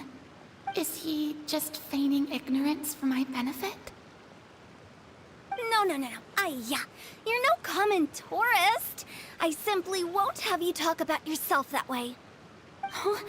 Does that mean Hu Tao also knows? You may not have heard, friends, but... Miss Hu Tao... Miss Farina is now one of my esteemed clients. Yup.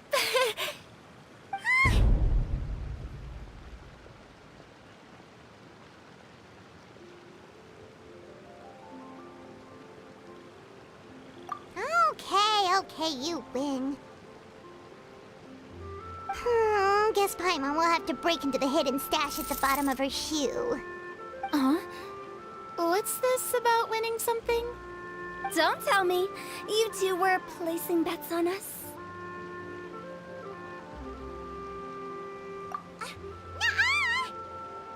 We just saw you guys standing on the side of the road and couldn't help but take guesses as to what you were talking about. Oh, I see. That means you, my friend, must have guessed that I was trying to promote my business to Miss Farina.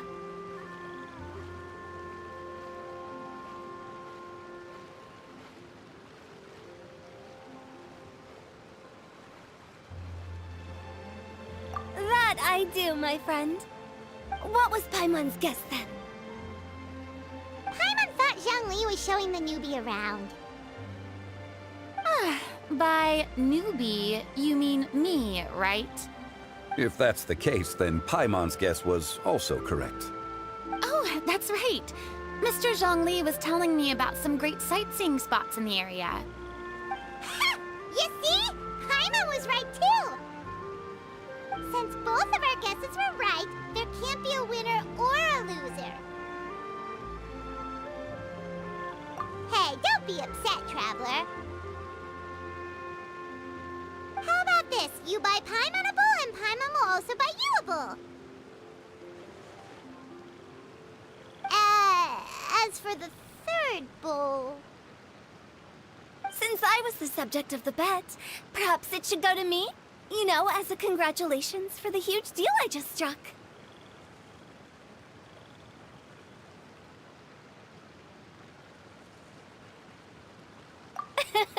I was just joking. Anyway, I should be the one treating you. The funeral parlor is about to bring in quite the sum after all. Oh, Paimon almost forgot to ask about the most important question. Something happen recently, Farina? Huh? What do you mean? Well, you know, with you enlisting the services of Wangxiang Funeral Parlor and all. Oh, well, yes. Really? Oh no. Paimon is so sorry for your loss. Although Paimon may have not known the person, please accept Paimon's deepest... Whoa, it's not like that, Paimon. Huh? But Paimon just thought, since you hired the services of a funeral parlor and all... Hey, it's not that big of a stretch. Really, Paimon? It's not like you don't know me. Do I look like I know anyone who would ask me to coordinate their funeral?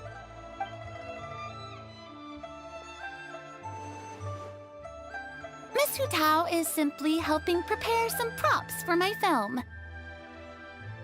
Not too long ago, I read a collection of horror stories from Liyue. The content was spectacular.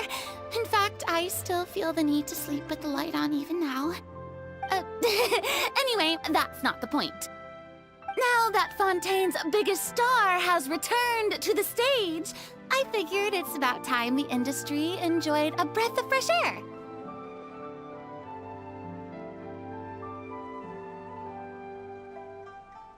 Hey, that's pretty good. I'll have to remember that for my ad posters. Oh, Paimon sees. That makes a lot of sense. So, did you come to Liyue just to enlist the services of Wangxiang Funeral Parlor? Well, not exactly. My original plan was to just relax and enjoy the sights. But then I ran into Miss Hu Tao and Mr. Zhongli, and well, you know the rest. I suppose it was meant to be. It was a fated meeting indeed. Zhongli sure loves his lofty turns of phrase. But if you ask me, it's all thanks to that man who stopped to ask for directions. Oh? Who was it? It's someone you know. Wanna take a guess? What? How did you guess that on your first try? Very impressive, my friend. Your guessing game is spot on today.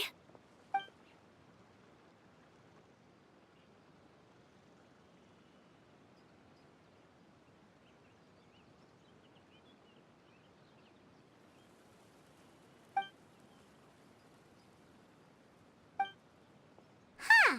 Paimon never thought Neuvillette would be the type to get lost. I'm sure he didn't get lost. Even I was able to find my way to this place without any trouble. He was already getting ready to leave by the time I arrived. He just wanted to ask someone about the quickest way to get back to Fontaine. Yup, that's exactly what he asked. This area is full of mountains and rivers.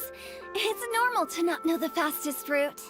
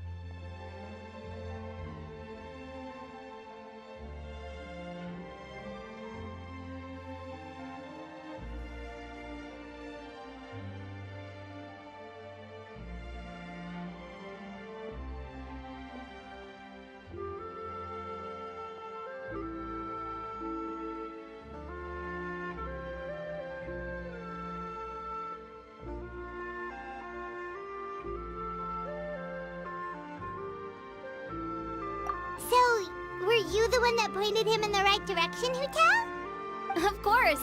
I'm also a guide of sorts, you know. So naturally, I also have a great sense of direction. But speaking of your friend... What about him? He doesn't get out much, does he?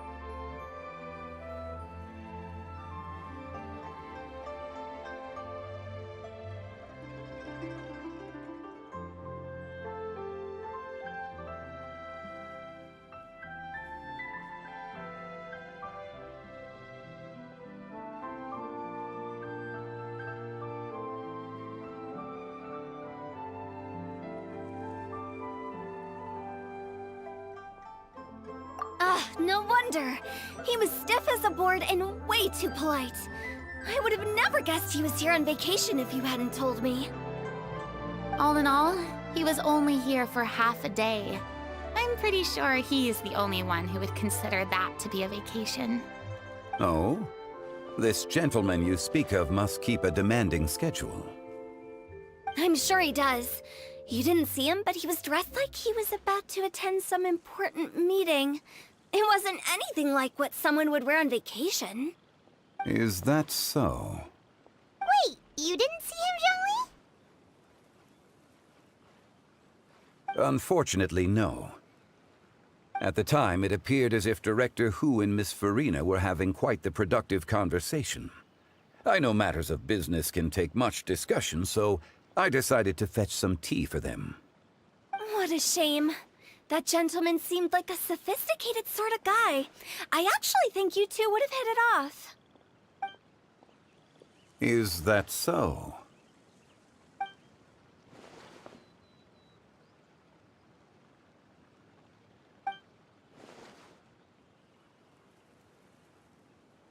Hmm?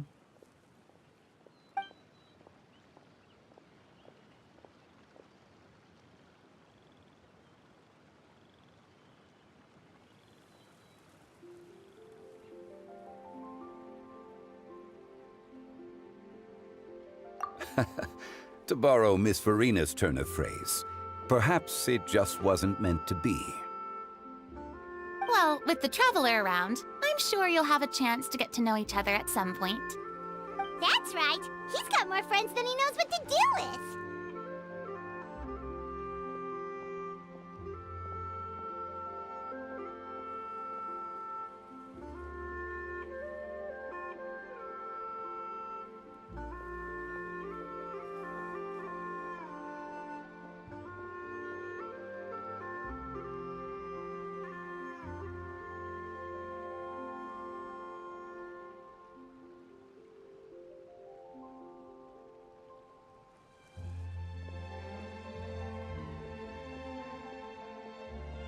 Well, that's certainly true. Oh, that reminds me. If you get the chance, you should try and talk to Nervalette into loosening up a bit. Just tell him the Palais Mermonia isn't going to fall apart if he disappears for a few days. He shouldn't keep himself cooped up all the time. Even clams open their shells to let in fresh water every once in a while, right? If he's really that much of a stickler for protocol, he can fill out a leave of absence request. He'd have to approve it himself since he handles that sort of thing now, but you know what I mean.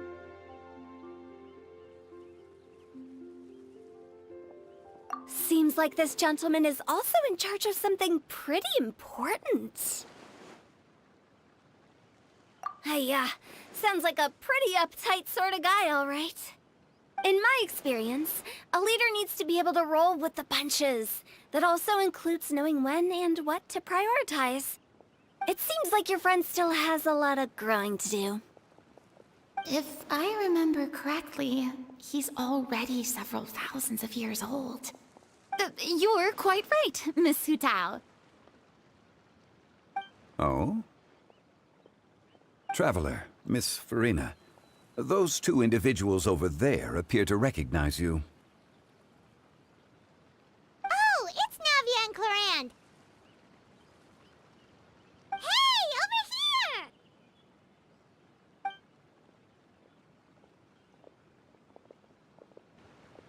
We saw you all chatting over here, and we're wondering if we could join in. Please, excuse the interruption. Oh, so polite. No apologies necessary. Any friend of the Traveler and Miss Farina is a friend of mine. Ah, straight to the point. I like it.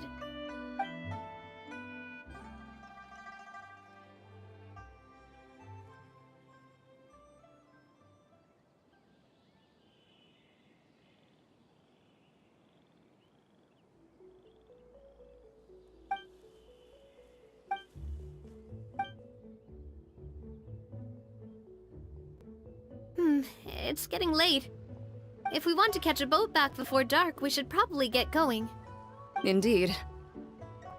Then, Miss Farina. Oh, yes? When are you planning to head back? Do you need us to escort you? Oh, I don't think that will be necessary. I mean, you're not my subordinate anymore. You don't need to look after me. I didn't mean it that way. It's normal for friends to travel home together if they run into each other on the road. There are a lot of mountainous roads in this area. I imagine they'll be even harder to navigate after dark. Exactly! Just like in those ghost stories. 8 paths converge in a wood. Beside them an old house is stood. If you dare to go inside, not a soul will greet your eye. But if you take a closer look, there may be something you mistook. A candle flickers to and fro, yet there is no wind to make it so. What is its secret? What could it mean? In this wood, where mystery screams. Ooh.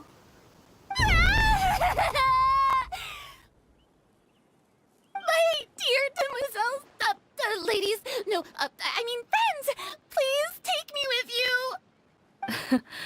Of course.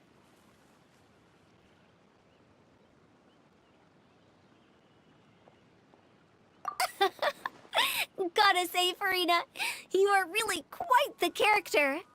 By the way, did I hear you mention that Clorand used to work under you? Then you must have also been a leader at some point. Well, that's, all in the past now. Besides, being a leader is hard. It wasn't the right job for me. I prefer how things are now.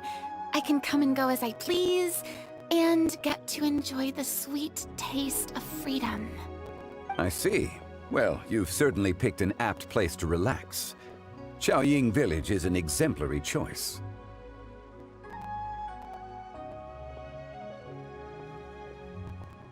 Only the best. And I've learned a lot, too. Thank you so much, Miss Hu Tao and Mr. Zhongli. It's fine. You've thanked us more than enough already. The next time you're in this neck of the woods, I'll treat you to some dim sum in the city. Dim sum? Is that some kind of Liyue term for snacks or desserts? They are a part of it. It's basically a table full of as much tea, sweets, and good company as you can manage. Oh, so it's basically a tea party! Sounds great! Make sure to order the winter melon cake and the lotus flower crisp. They're so sweet and delicious, Paimon knows you'll love them. Ooh, okay. I'll be looking forward to it then. Wait, but didn't you guys say you were here on vacation? How come you're all going home empty-handed?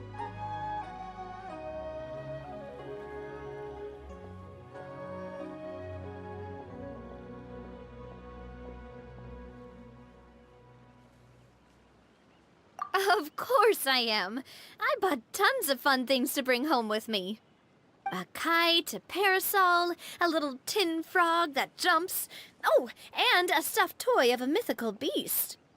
Clorand is the one who didn't buy anything for herself. So all you're bringing back with you is that tea? And some tea-flavored hard candies. They're for Sigewin. Clorand isn't much of a shopaholic. Well, one of us has to practice restraint. Hey, I'm hardly reckless with my Mora. I'll have you know, all the purchases I made today were well within my budget.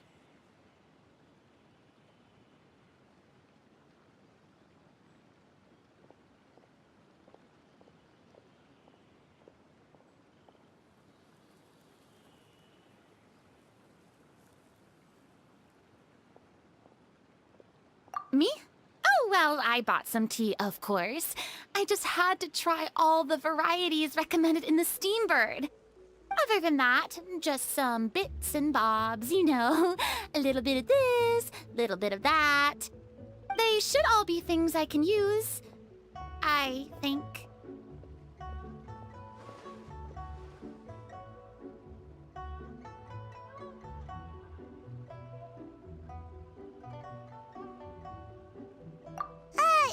Now Paimon's even more confused. If you bought that much stuff, where did it all go? Into one of Linny's magic packets? Oh, actually... Monsieur Neuvillette took them with him. Oh, so that's what happened. Wait, what? Why did he take them? He's not hoarding treasure, is he?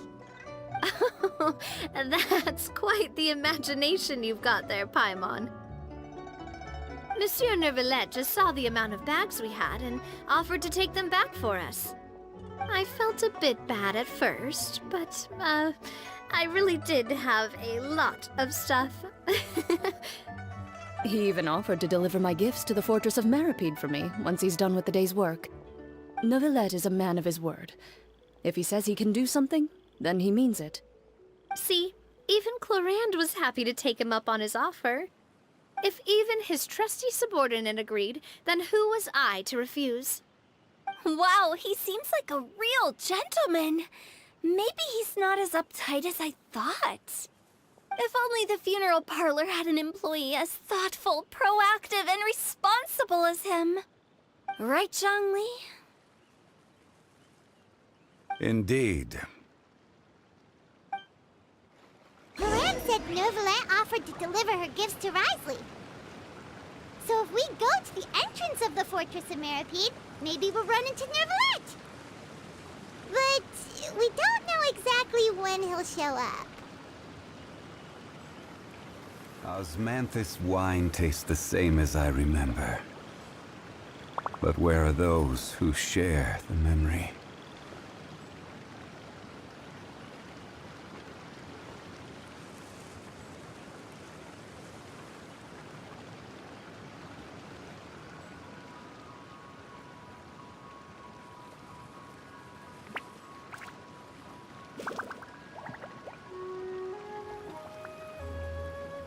Boats are made for transferring commodities back and forth, and those that come across Liyue tend to stay a while, so it is where many things come to settle.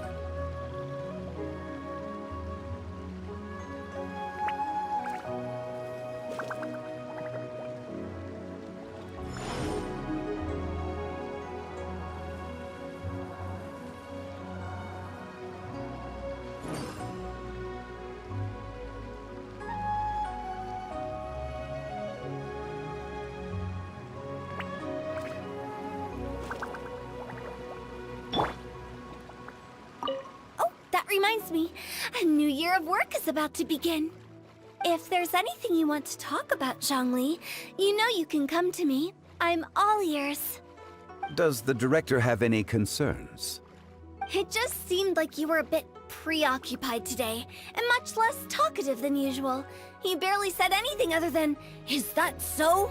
and "Indeed." If you ask me, I'd say you're having a midlife crisis.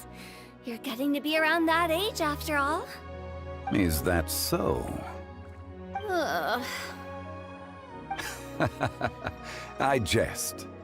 Given its distance from the city, Qiaoying Village enjoys a much slower pace of life. Surrounded by such peace and tranquility, I also seem to have developed a proclivity for inactivity. I apologize for making you worry. I see. What do you think, Traveler? Is this atmosphere putting you in a lazy mood too?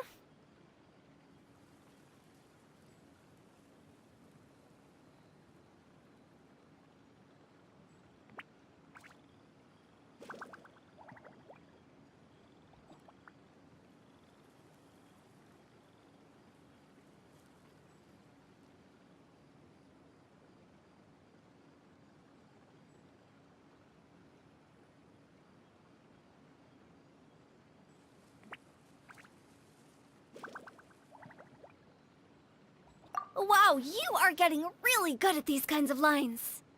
Indeed.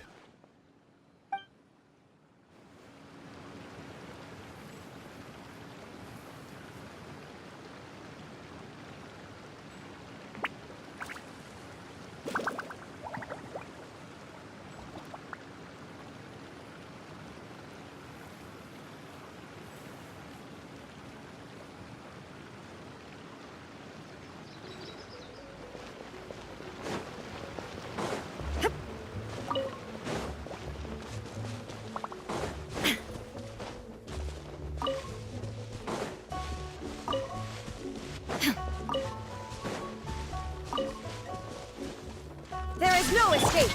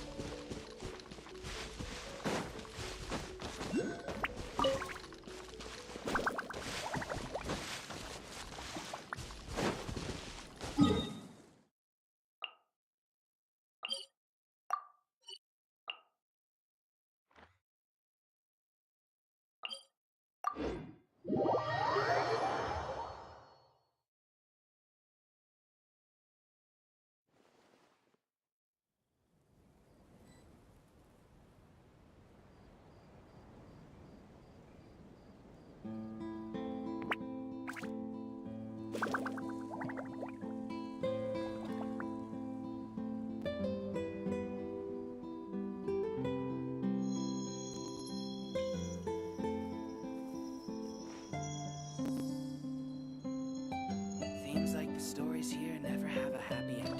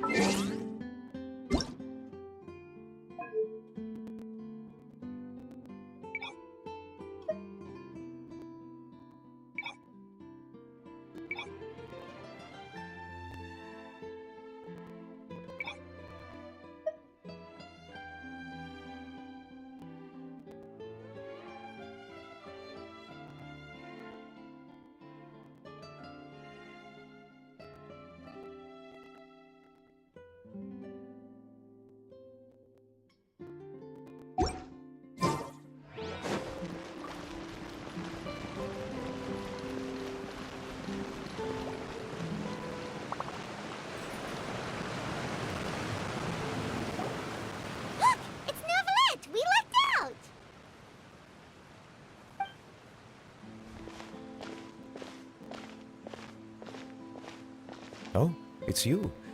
It has been some time since our last meeting. Few people frequent this location. Since I was able to conclude my work early for the day, I thought I might take a walk and avail myself of this area's peace and quiet. You call this early? Do you always work this late, Neuvillette? Strictly speaking, that depends on the agenda for the day. I am hardly bereft of time, however, so working late is of little consequence to me. Really? If you have so much time on your hands, then why did you only go to Chaoying Village for half a day? First, I should clarify that I was referring to my lifespan, rather than the time at my disposal on any given day. Second, I was unaware you possessed knowledge of my trip to Chaoying Village. I see. Thank you for informing me.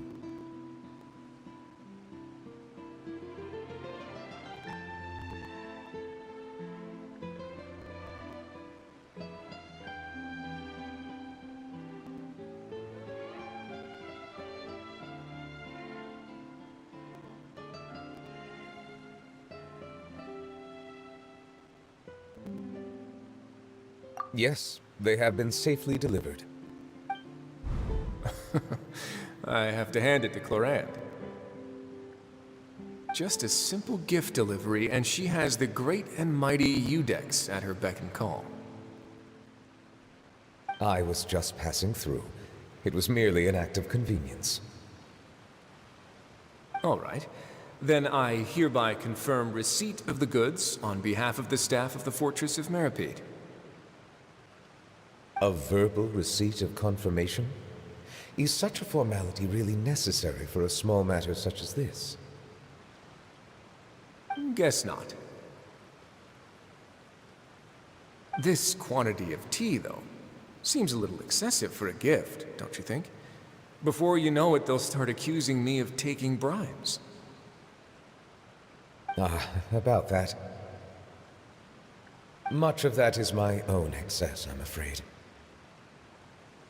Oh? Why? What happened? It was buy 10 boxes, get half off. Ah, that explains it then. Well, go ahead and leave them to me. I'll get through this stash as fast as I can. You have my thanks. Oh, there's something else I'd like to give to you. This is a stone slate, engraved with a symbolic design. While that is an apt description, it is in actuality a legal codex. A legal codex, huh? Before the advent of modern writing utensils, information was recorded on stone slabs such as this. The law was no different. Okay. Since ancient times, the scales of justice have symbolized the fairness and impartiality of judiciousness. As a tribute to that sentiment, this slate was designed after a traditional legal codex and engraved with a symbol instead of text. During my travels recently, I chanced upon a roadside stall offering tourists the opportunity to try their hand at the ceramic arts, so I decided to have a go. We joked with Clorinde some time ago about gifting you a legal codex. So, here you go. Ah, so that's what this is about. I did not expect you to remember it as well. In any case, I hope this can be considered as a reasonable attempt to join in on the banter. It is a very good attempt. I suppose I shouldn't be surprised. Even your sense of humor centers around the law. That's an impressive level of commitment. Well, a gift of this significance deserves to be put on display, and I know just the place.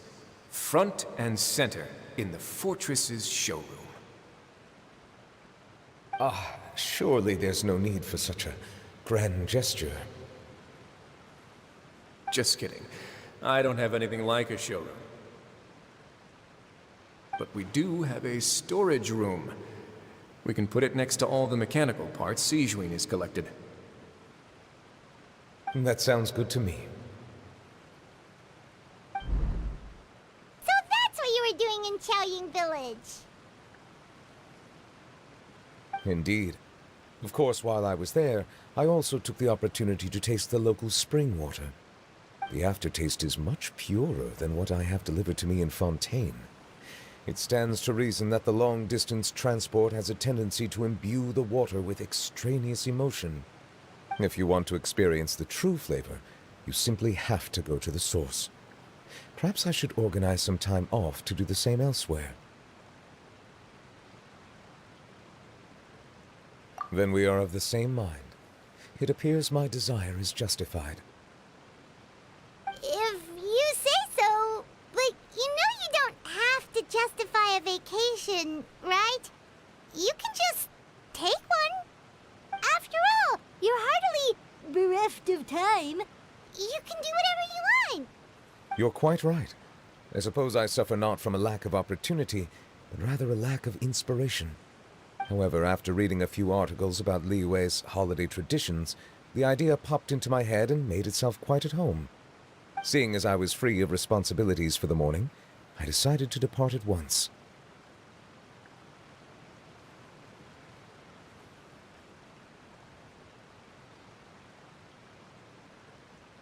Refreshing. My spontaneous outing seemed to inspire quite a few other spontaneous decisions as well. Take, for example, my foray into ceramics. At first, soil from the ground is granular and unforgiving, but add the right amount of water, and it becomes soft, moldable, and able to take shape. In the past, I never thought about how quotidian vessels were crafted, but now I have participated in their very making. This is also something I made today.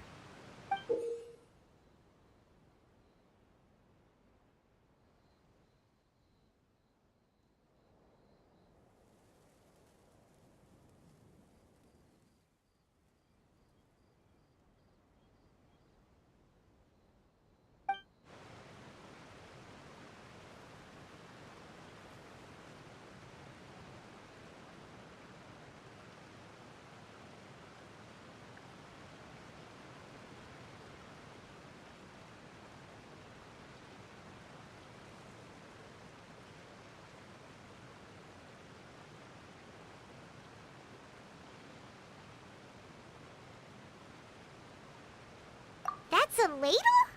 Paimon thought it was supposed to be some long-necked sea creature. That was indeed one of my inspirations. Really? You like it? To tell you the truth, given your unexpected arrival, I find myself quite unequipped to give you the welcome you deserve.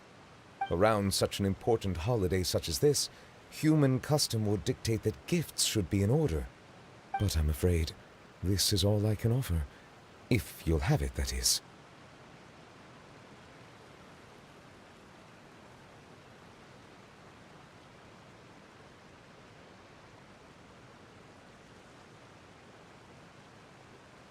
That is precisely why it would do me such a great honor if you accepted.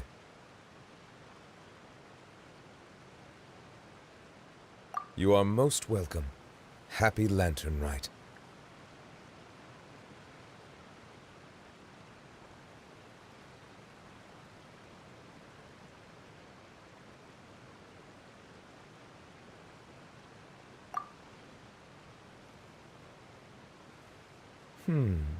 Approve a leave of absence request for myself. That sounds like it could easily lead to a vicious cycle of self-indulgence, something which couldn't be in further violation of protocol. But I suppose I understand her point. My proclivity to refrain from personal outings does in part originate from a sense of responsibility toward my duties. But it is also due to a lack of desire to engage in the human world. But now I see that the human world is indeed full of many interesting places to discover.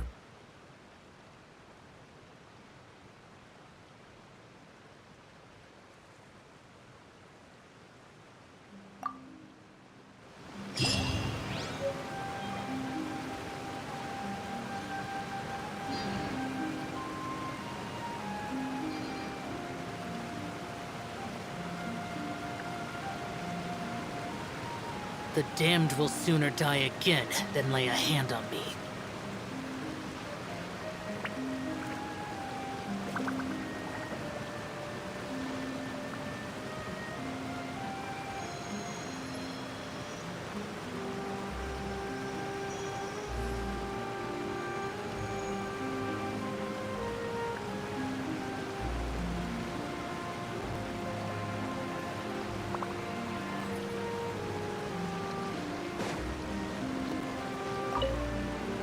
Lantern Rite marks the start of the new year in Liyue.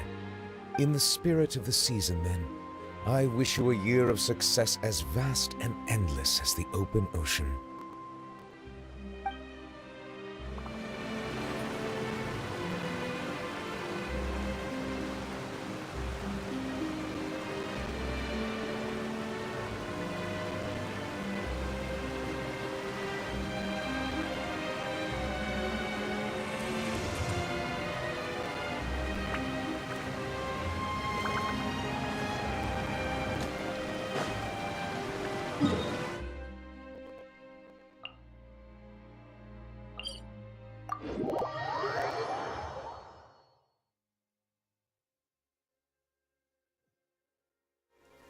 Demons do not stop for the raid.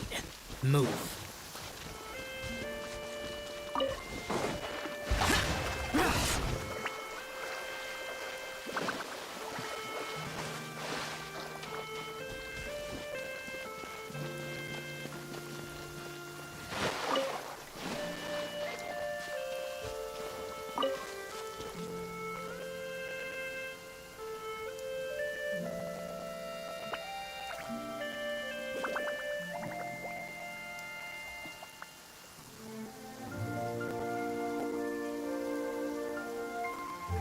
Reduced to just standing around. How absurd.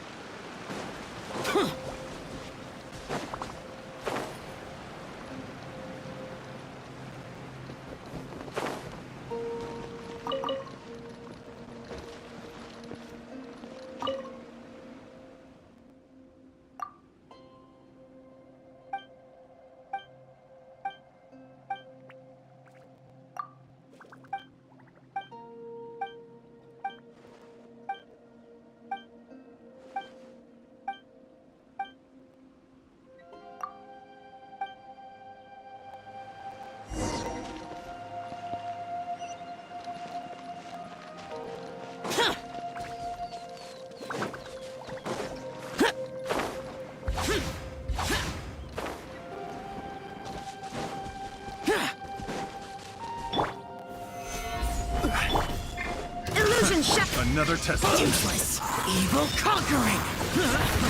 That was worthless. Hunted. Done. The wrong test subject. The hunted.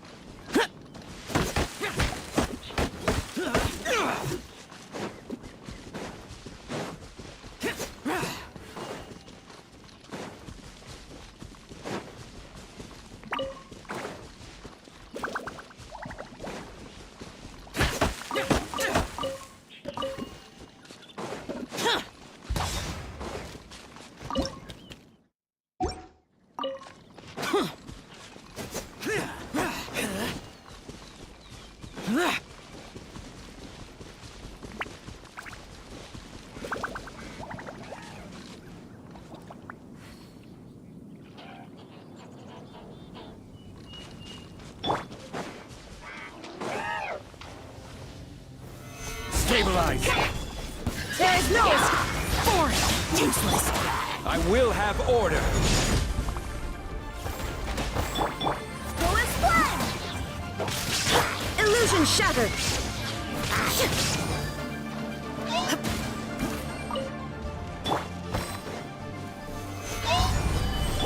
There is no escape!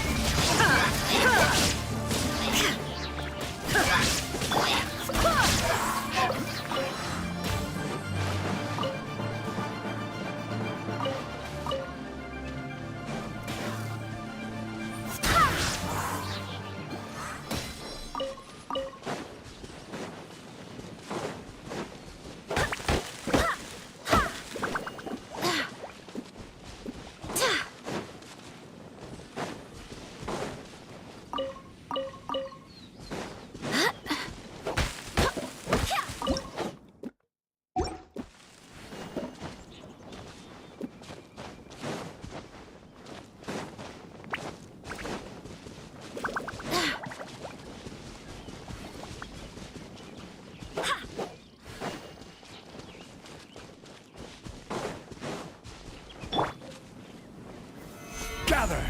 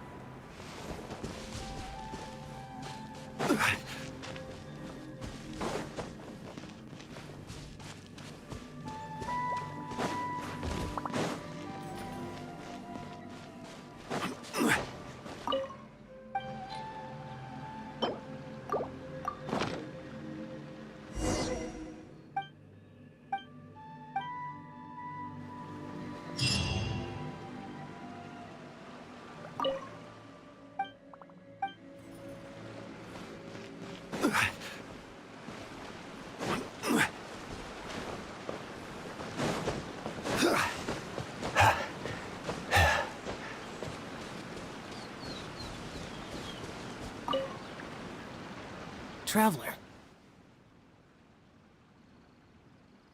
Being in the city isn't the only way for me to appreciate the lights and beauty of Lantern Rite. Look.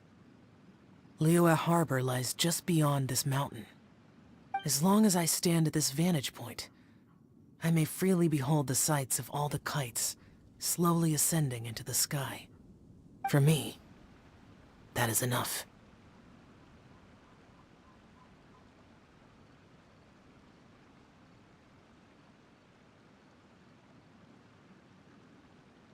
I invited you here because there is something I would like to do. I want to release a Shao Lantern, and I'd like you to be there for it. Yes. I apologize for its crude appearance. I have little skill in that regard.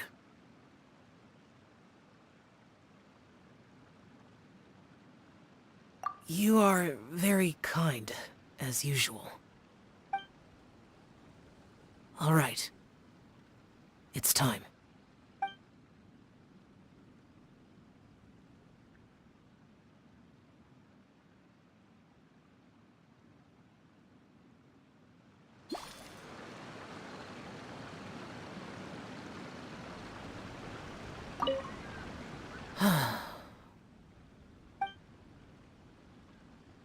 Traveler.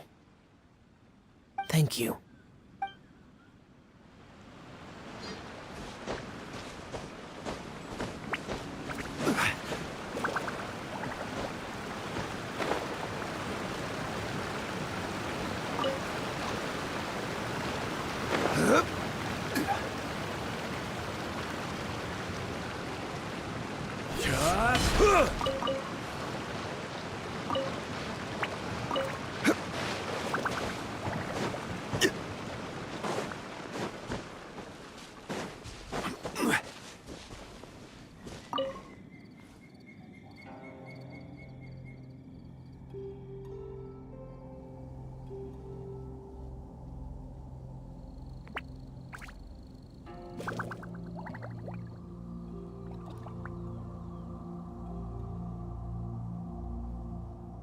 Every journey has its final day. Don't rush.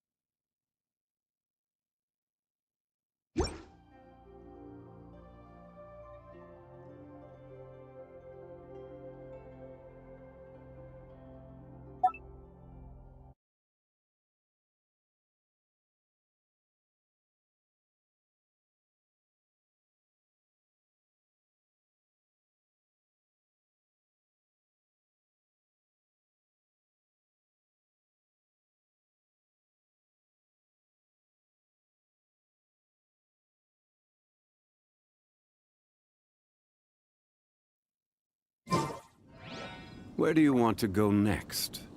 If you'd like to see Liyue's tourist spots, I have a few references. Osmanthus wine tastes the same as I remember. But where are those who share the memory?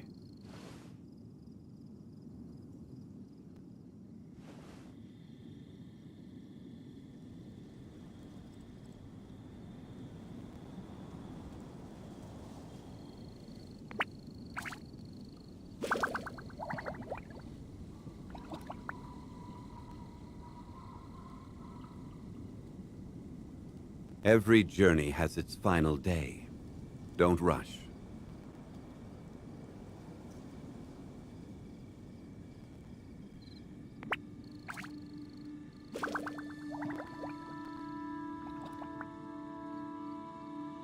Osmanthus wine tastes the same as I remember. But where are those who share the memory?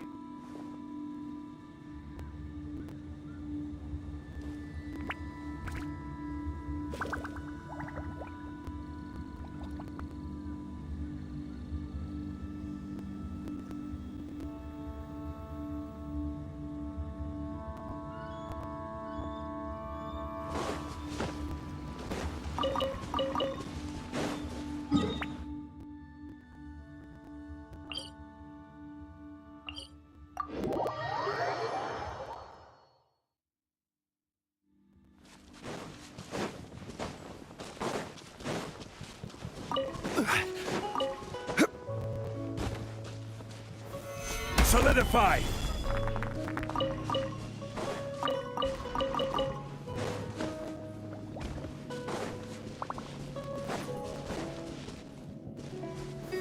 Stabilize!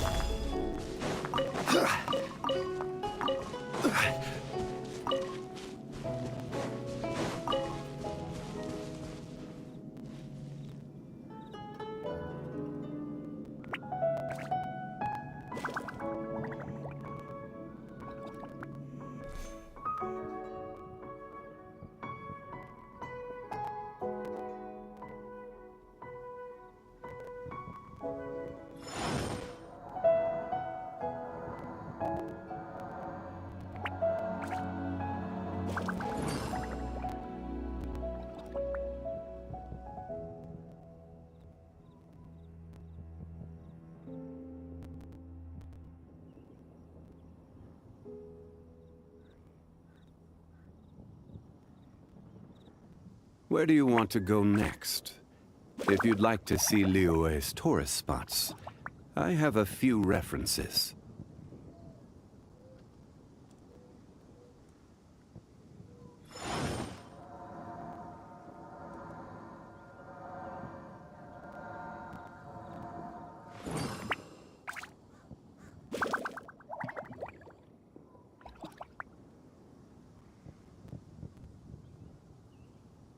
Boats are made for transferring commodities back and forth.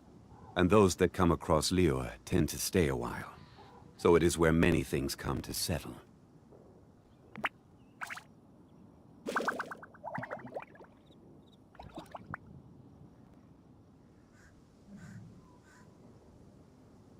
Osmanthus wine tastes the same as I remember. But where are those who share the memory?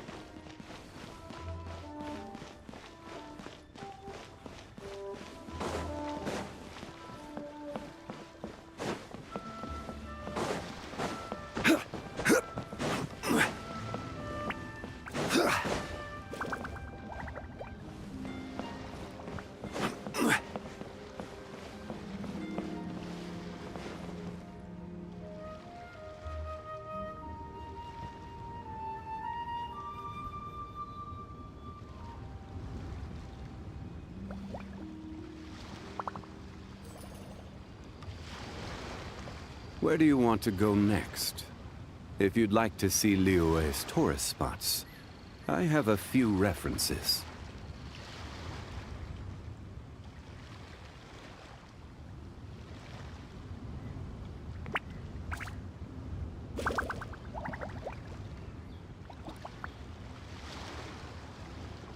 Osmanthus wine tastes the same as I remember. But where are those who share the memory?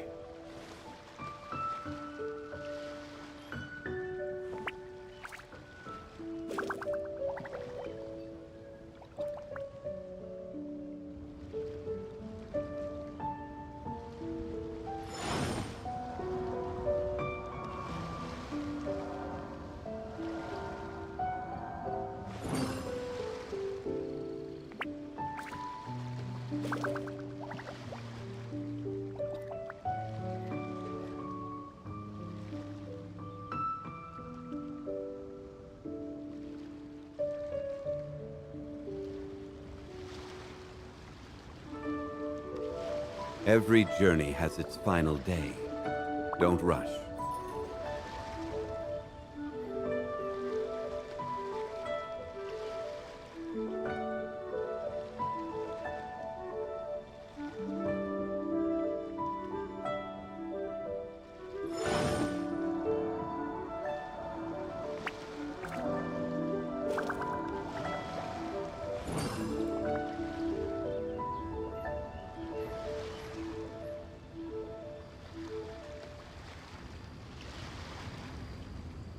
Osmanthus wine tastes the same as I remember.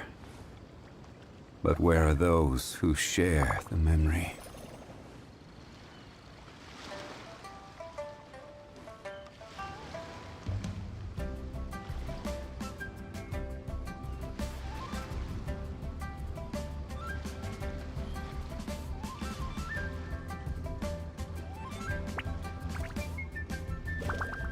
Boats are made for transferring commodities back and forth. And those that come across Liyue tend to stay a while. So it is where many things come to settle.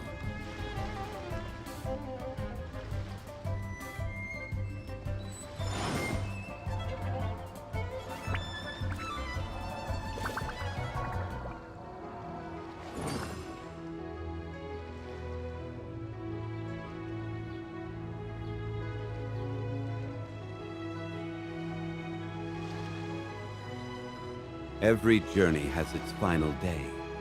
Don't rush.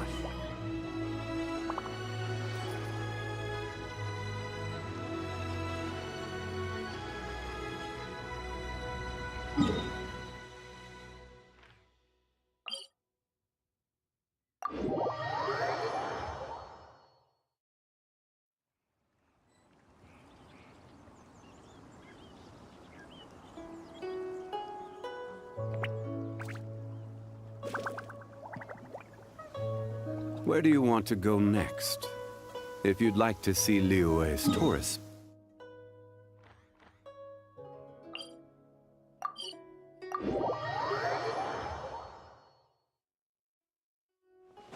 Violet grass is a plant that enjoys a moist...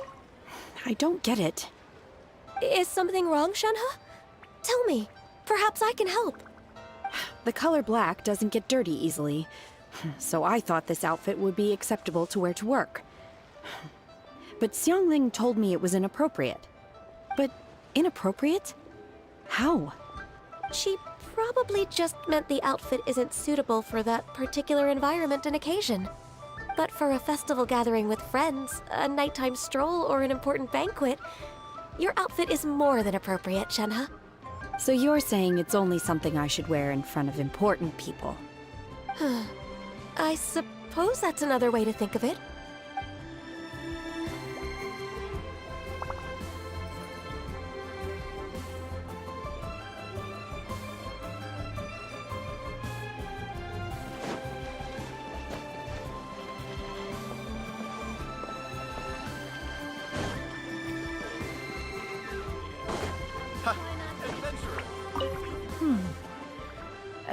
One may have won the kite-flying competition, Yuheng, but this prize should truly be reserved for another.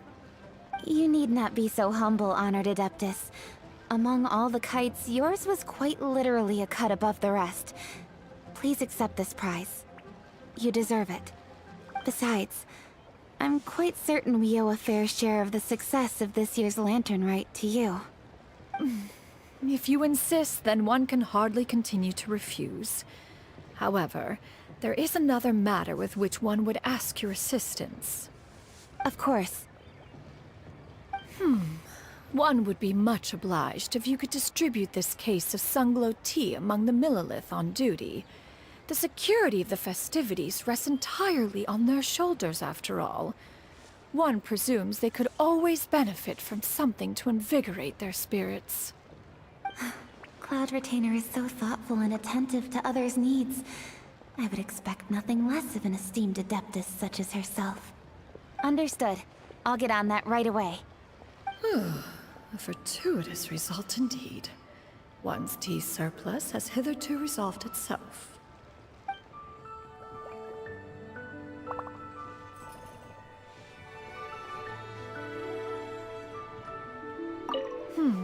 You need not be. Besides, of course.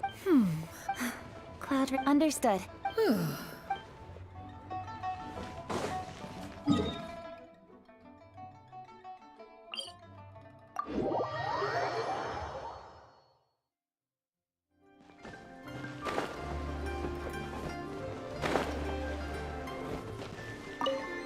Lantern Rite was simply amazing. I'm not sure I'll be able to sleep tonight.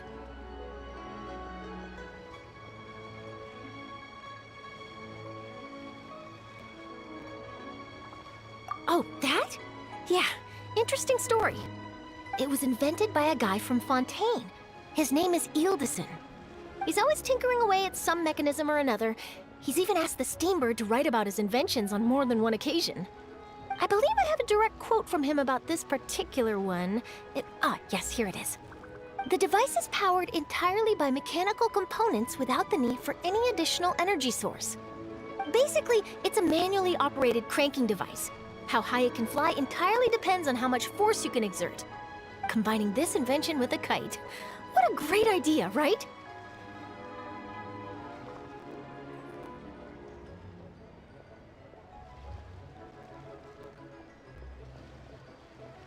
Oh, my conversation with Mr. Ip went really well.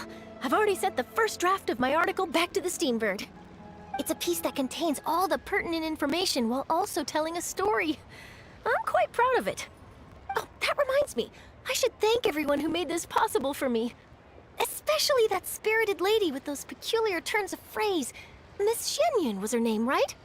It was all thanks to your connections and creativity. I would have never thought I'd be able to bring such a special gift back to Fontaine with me. Oh, that? Yeah, interesting story. It was invented by a guy from... He's always tinkering... I believe I have a direct quote from... The device is powered entirely by mechanical component. Basically, it's a mix combining this invention with a kite. This was my first time experiencing a foreign holiday in person. It was so exciting! The festive atmosphere, the contagious holiday spirit, the profound, storied cultural traditions steeped in symbolism. Oh, I almost forgot. Kuching even gave me a kite with a poem on it that she wrote herself. It goes, "Dreams are like paper kites. With them do our hopes take flight. Sailing high above the clouds, they yearn for something more profound. Yet try we may and try we might. A deeper truth waits in plain sight. Though we hang our hopes in skies abound, many joys lie on the ground." I want to include this poem in my special feature on Lantern Rite. I'm sure a lot of people will love it. Yep, and happy Lantern Rite to you.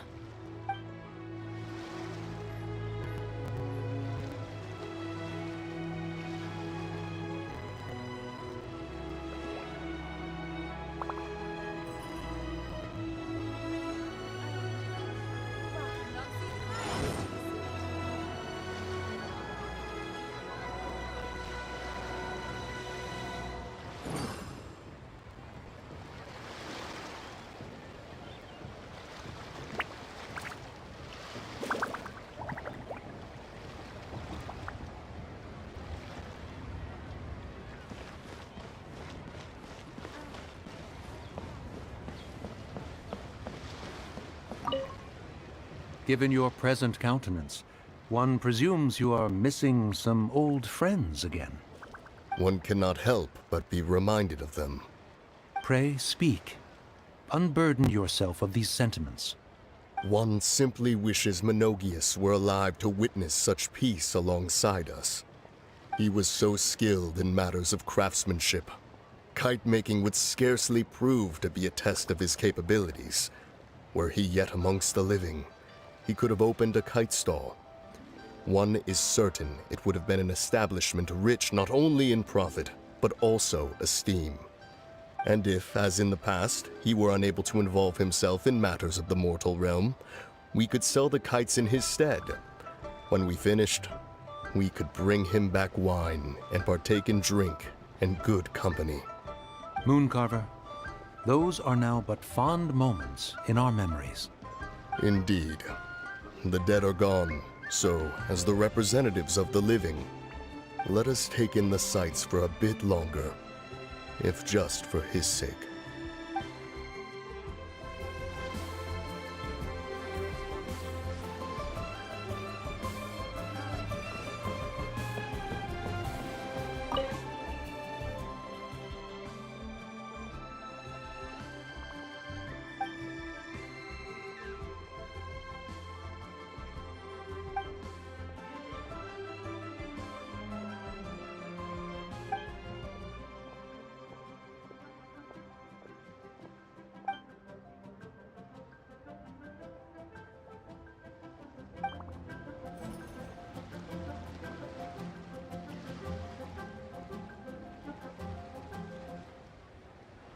Do you want to make a kite?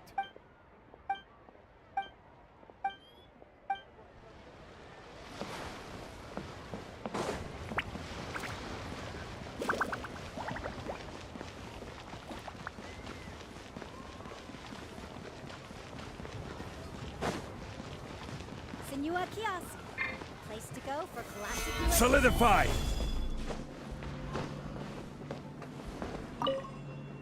Our kite is so high up. Thank you for inviting me, Yao Yao. I am having a lot of fun. I'm glad. If you want, we can go fly kites some other time too. The fun doesn't have to end today. Really? How about we do it during the day next time? That way, we can see the design better.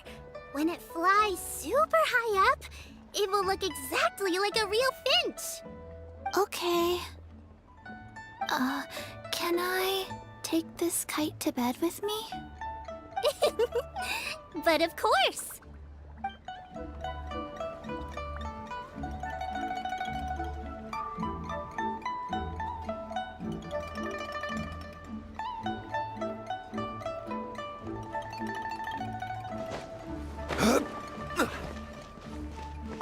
So, you're still a big fan of winter melon cake then? Huh? Oh, I guess you heard everything Paimon was saying, huh? Of course. She was talking about you. As your father, how could I not listen? Remember back when you were a kid, and you would sit on my shoulders to watch the Wushu dance. On our way back home, you would beg me to buy you some winter melon cake. We would only buy 2 at a time, but before long, we tried the winter melon cake from every vendor that street had to offer. There was also that one time you used your pocket money to treat me. Do you still remember? Yeah, I remember. That was the best winter melon cake I ever had. Let's go back sometime. The shop's still there, and I remember the way. My treat, just like before. Are you sure? Absolutely.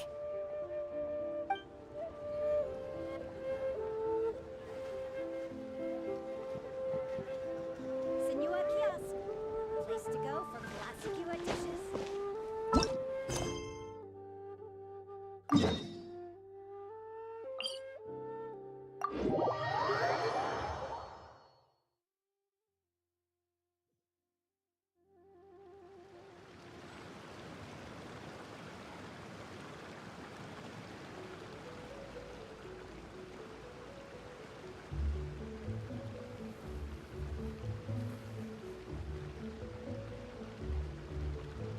Boats are made for transferring commodities back and forth. And those that come across Liyue tend to stay a while. So it is where many things come to settle.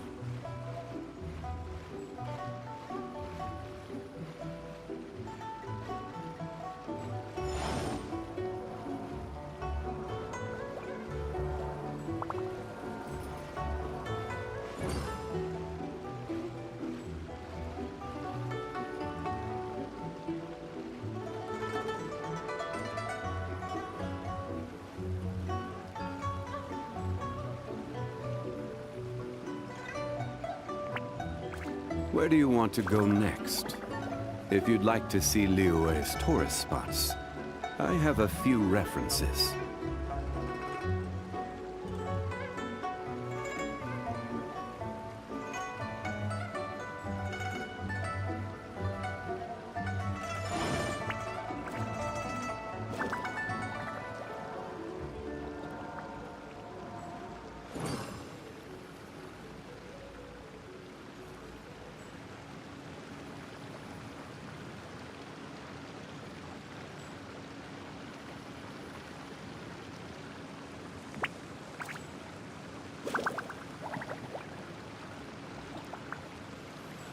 Osmanthus wa-